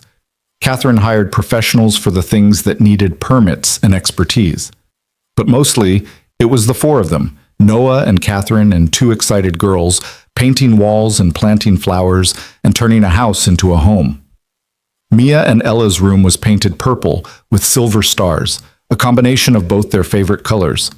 They each got their own bed, but pushed them together anyway, preferring to sleep side by side. We're sisters now, Ella explained when Catherine suggested they might want separate beds. Sisters sleep together. Noah and Catherine's room was simple, soft blues and grays, nothing too elaborate. But it had a reading nook by the window where they'd sit together in the evenings, talking about their days, making plans for the future. The day they officially moved in was chaotic. Boxes everywhere, furniture in wrong rooms, nothing where it was supposed to be. But when evening came and they ordered pizza and sat on the floor of their new living room surrounded by chaos, Noah felt something settle in his chest. We're home, Mia said, looking around with satisfaction. Yeah, baby, we're home. That night, after the girls were asleep in their new room, Noah and Catherine stood on the half-finished deck looking out at their overgrown backyard. We did it, Catherine said, leaning against him. We actually did it. Did you doubt we would? Sometimes. Usually around 3 in the morning when I couldn't sleep and my brain would tell me all the ways this could fall apart. And now? Now I think maybe your Sarah was right. People deserve to be judged by who they're trying to become, not who they've been. And we're all becoming something better together. Noah wrapped his arm around her. I love you. You know that? It was the first time either of them had said it. Catherine turned to look at him, eyes bright. I love you too. You and Mia. Both. My family. Our family, Noah corrected. They stood there for a while, watching fireflies start to appear in the yard, listening to the quiet sounds of their neighborhood settling in for the night. Somewhere in the house, one of the girls laughed in her sleep. A dog barked in the distance. A car drove by, its headlights sweeping across their new home. It wasn't perfect. The house still needed work. Their blended family still had rough edges to smooth out, and there would undoubtedly be challenges ahead. But it was theirs, built on a foundation of second chances and forgiveness, and the simple decision to keep showing up for each other. Noah thought about that night at the festival, about the terrified little girl who'd changed everything, about the accusation that had almost destroyed him, about all the small moments since then that had led to this, to a home, a family, a future he'd never imagined possible. What are you thinking about? Catherine asked. About how sometimes the worst moments lead to the best things, about how I almost walked away from this a dozen times, and how glad I am that I didn't. Me too. She kissed him softly. Thank you for not giving up on me. On us. Thank you for being worth not giving up on. They went inside together, checking on the girls one more time before heading to their own room. Mia and Ella were tangled together in sleep, peaceful and secure in the knowledge that they were loved, that they were safe, that they were home. Noah turned off the light and closed the door part way, exactly how both girls liked it. In the hallway, he took Catherine's hand. Ready for tomorrow? She asked. First full day in the new house? Ready for tomorrow, ready for next year, ready for whatever comes, as long as we're together. Together, Catherine agreed. And as they fell asleep that night in their new home, surrounded by the evidence of their imperfect, beautiful life, the half-unpacked boxes, the crayon marks the girls had already made on one wall, the sound of two children breathing softly down the hall, Noah realized that Sarah had been right all along. The world was still good, people were still kind, and second chances, when you were brave enough to take them, could lead to something more wonderful than you ever dared to dream. Outside, the summer night was warm and full of stars. Inside, a family slept. Not the family any of them had started with, not the family anyone would have predicted, but exactly the family they all needed. And in the morning, they would wake up together and keep building this life, one imperfect, beautiful day at a time. Because that's what family does. They show up, they stay, They love each other through the hard parts and celebrate the good parts and forgive the mistakes in between. They become, together, something more than they ever could have been alone. And that was everything. It was